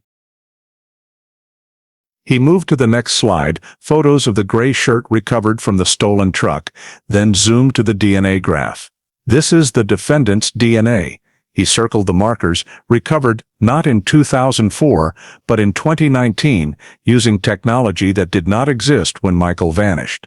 Next, the prosecution introduced the second layer of logical chain, the truck stolen in Wisconsin. He reminded the jury that in 2004, police could not separate trace DNA on the steering wheel and gear shift. But in 2019, MVAC and particle filtering recovered Evans' DNA profile. "There is no reasonable coincidence explaining why the defendant's DNA appears on the steering wheel of the vehicle used to leave Illinois," he said, "except that he drove it." Then came the map, one of the silent pieces of evidence for 15 years. The prosecutor opened a slide showing partial fingerprints unusable in 2004, then projected the 2019 MSI reconstruction. 3 of the 4 fingerprint points match 10 to 12 points with the defendant, he said, "and this map is not ordinary. It has marked routes of Michael Lavery's movements on the day he vanished." The prosecutor took one more step, bringing the cell tower timeline onto the screen. The most critical slide in the entire rebuttal. "Here," he said, as the laser pointed to the first ping on Perryville Red, "is the signal from the defendant's anonymous SIM device at 7:03 a.m. on April 29, 2004. The glowing dots continue, connecting into a curving line across the Illinois map, 7:18 at Spring Creek. 7:26, stationary at the exact spot the witness saw Michael. 7:44, entering the park. 9:18, reactivating near the area where the body was later found. 10:02, crossing the Illinois-Wisconsin border. The prosecutor lowered the laser and said, "This journey cannot belong to anyone else, and it cannot exist without the defendant's presence near the victim." When defense counsel rose to object that cell towers are not GPS, the prosecution countered immediately. "But DNA is DNA, the map is the map, the gray shirt is the gray shirt, and the binding cord is the binding cord. The cell tower is only one link in a chain of 16 links leading to the same point." Then he brought up the next slide, the binding cord image. "This," he said, "is the pivotal evidence." The DNA graph appeared, markers perfectly aligned with the defendant's profile. The binding cord is not coincidental. It is the only item in direct contact with Michael's body in his final moments. The defendant's DNA is in the core fibers, not on the surface. He emphasized, "You cannot contaminate DNA into the core fibers by touching the outside of an evidence bag. That is impossible." Defense counsel tried once more to attack the chain of custody. "This cord was stored for 15 years. No one can guarantee it wasn't altered or contaminated." The prosecutor responded in an even tone, without raising his voice.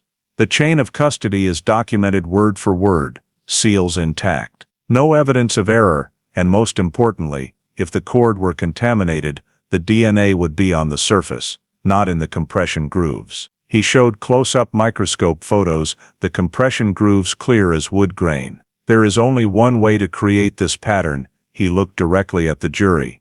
The defendant used this cord to bind the victim. Continuing the rebuttal, the prosecutor gathered all the data into one continuous logical chain. On April 29, 2004, Michael was last seen with a man in gray. That gray shirt contains the defendant's DNA. The vehicle the man in gray drove has the defendant's DNA. The map the man in gray used has the defendant's fingerprints. The binding cord used on the victim has the defendant's DNA. The body was found where the defendant's device pinged at 9:18 a.m. He paused for 3 seconds. This is not coincidence. This is a continuous, tight, unbreakable connection. Defense counsel tried one final tactic. My client's DNA could have been planted. The fingerprints could have been planted. Someone could have wanted to frame him. The prosecutor replied without hesitation. To plant it, someone in 2004 would have had to foresee that 2019 technology would exist to read trace DNA. They would have had to know future GIS algorithms would recover cell tower locations. They would have had to know the cord would retain compression marks 15 years later. That is absurd. He stepped closer to the jury. No conspiracy on earth can predict technology 15 years into the future. But science can prove the truth, no matter how long the truth waits. Afterward, the prosecution presented the behavioral link through the Mexican coin, but did not rely on it as primary evidence. It is only a repeated behavioral detail, not independently accusatory. But it is the final piece fitting every fact. At the end of the rebuttal, the prosecutor restacked the entire file on the table, arranging it into the layers he had presented. The forensics layer, the timeline layer, the behavioral evidence layer, the witness layer, the 3D simulation layer. He spoke slowly. Each layer stands on its own. No layer contradicts another. No layer depends solely on testimony or memory. They are the combination of DNA, technical data, terrain analysis, forensic science, and federally collected information. He took a deep breath and concluded, "You may doubt one detail, but you cannot doubt the entire system of evidence.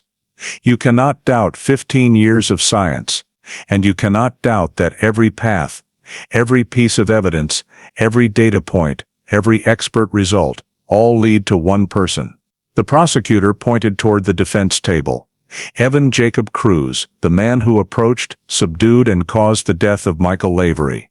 The jury looked at the defendant. Evan showed no reaction. His eyes were vacant, as if he had left the room long ago. But for the jury, the question of identity no longer existed. The logical chain the prosecutor presented had sealed every avenue of reasonable doubt. And in that moment, the courtroom atmosphere shifted completely. The Michael Lavery case was no longer a 2004 mystery. It had become a story bound tightly by science, by facts, and by 15 years of persistent pursuit of truth. As soon as the jury returned to the courtroom with faces betraying no emotion, a silence lasting several seconds made the air so thick that everyone felt as if their own heartbeat echoed in the space. The judge asked the foreperson if they had reached a verdict, and when the answer, "Yes, Your Honor," rang out, all that remained in the courtroom was the pent-up tension after nearly 3 weeks of trial, 15 years of investigation, and more than 3 decades of forensic expertise condensed into 3 sheets of paper in the foreperson's hand. The foreperson stood and read each word clearly, as if every sentence were a sob for the invisible victims the justice system had tried to speak for. On the charge of kidnapping resulting in death, we find the defendant Evan Jacob Cruz guilty. A soft gasp escaped from the back rows, but it was quickly swallowed by the dense atmosphere of the truth finally revealed after so many years in darkness. The judge nodded and signaled to continue. On the charge of first-degree murder of victim Michael Lavery, we find the defendant Evan Jacob Cruz guilty. This time no one could contain their reaction. Some drew sharp breaths, others bowed their heads, and a few tears fell but were quickly wiped away because the ritual of justice was not yet complete. Evan sat motionless, staring straight ahead, his eyes empty as if he were no longer part of the reality unfolding around him. No remorse, No anger, no despair, just a cold emptiness that chilled observers more than if he had shouted or denied. The prosecutor remained in place, showing no triumph but only the solemnity of someone who knew that even though justice had been achieved, the cost remained too great. Defense counsel gently placed a hand on his forehead, as if mentally reviewing every step of the trial for an escape route he knew did not exist. The judge asked the defendant to rise for sentencing, the final, heaviest moment of the entire legal journey from 2004 to 2019. Evan stood slowly, hands still cuffed in front, head slightly bowed but back straight, eyes unwavering. The judge reviewed the file before him, then spoke in a steady voice, neither trembling nor emotionless. Based on the jury's verdict, considering the level of danger, the brutal nature, the prolonged conduct, and the irreversible consequences for the victim and the victim's family, the court sentences the defendant Evan Jacob Cruz to life imprisonment without the possibility of parole. In the courtroom no one breathed, as if everyone were waiting to see how the defendant would react. But Evan only blinked once, said nothing more,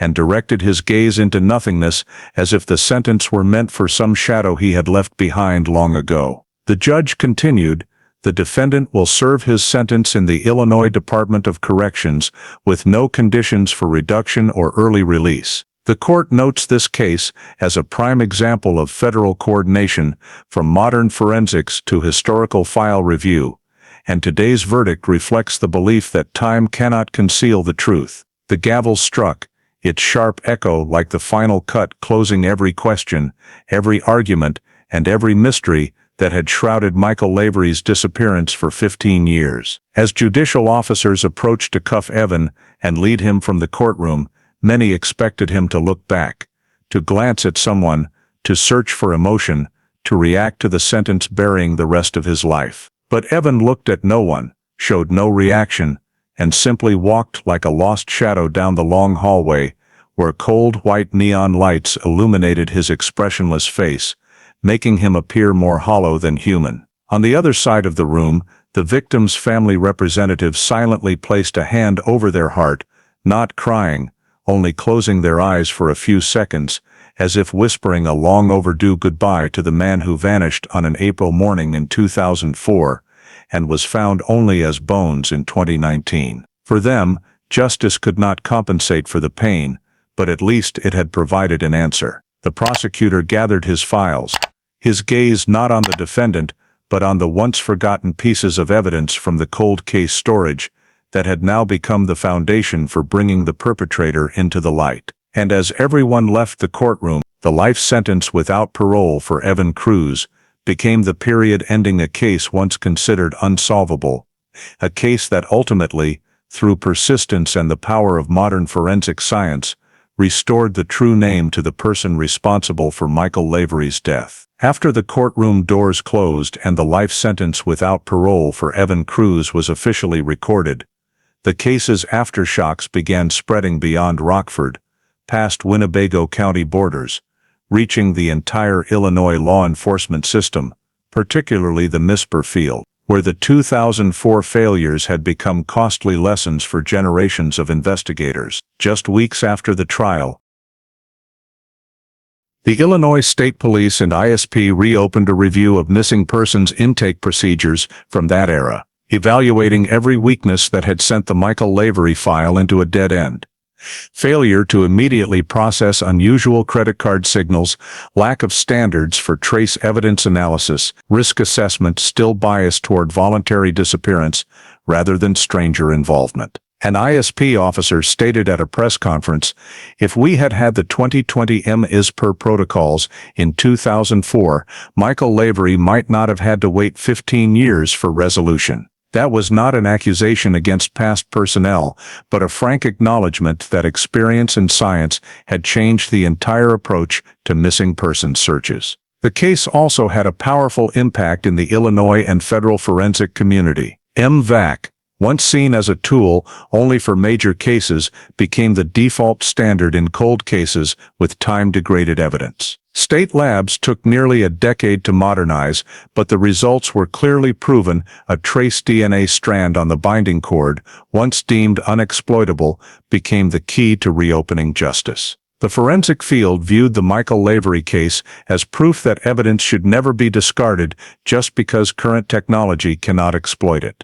The future may provide answers the present cannot. Many young investigators said that detail changed their entire mindset about evidence preservation, especially contact items like cords, clothing, maps, steering wheel surfaces, ordinary objects that retain information deep in their material structure, where time cannot easily erase it. On a broader level, the case led Illinois to update its MS-PER risk assessment model. Instead of focusing on the victim's personal behavior, the new system began prioritizing the stranger approach factor, previously often considered low probability in adult disappearances. Evan Cruz became the classic example of a mobile, impersonating offender with no prior direct connection to the victim before the attack, making traditional investigations difficult. After the trial, many experts described him as the intersection of opportunistic crime and personal obsession, a behavioral type that old MS-PER systems were not designed to detect quickly. But perhaps the greatest impact of the case lay not in procedural reforms or technology upgrades, but in the meaning of persistence. 15 years of files gathering dust in cold case storage, 15 years of a family without answers, 15 years with only a few small pieces of evidence waiting for someone to re-examine them with different eyes and different techniques. By 2019, technologies non-existent in 2004, MVAC, trace DNA analysis, recovery of old cell tower data, had pulled the case from darkness. And that moment revealed one truth: as science advances, justice follows.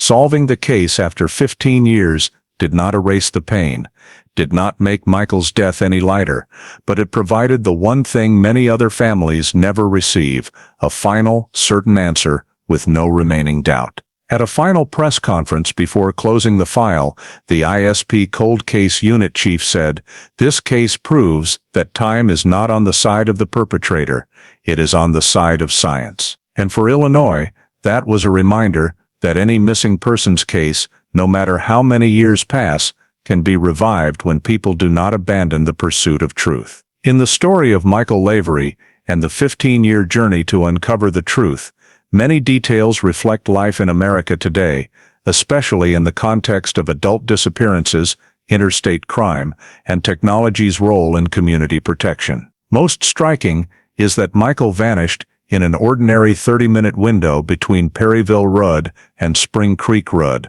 a route any American might drive every morning. That detail reminds us that personal safety can be threatened not only in unusual situations, but sometimes right in the midst of the most familiar routines. Evan Cruz's use of the fake ID, Anthony DeVay, and living under multiple identities in Wisconsin and then Milwaukee reflects the reality that today's criminals can easily move between states, exploiting legal gaps or lack of data integration to hide. In real life, this underscores the importance of public vigilance toward individuals with ambiguous behavior, frequent name changes, erratic movement, or overly quick connections with others without reliable background information. Another cautionary detail is the small evidence, like the Mexican coin under Michael's car seat or the gray shirt fragment in the stolen truck, items that seemed meaningless in 2004 but became case-breaking links in 2019.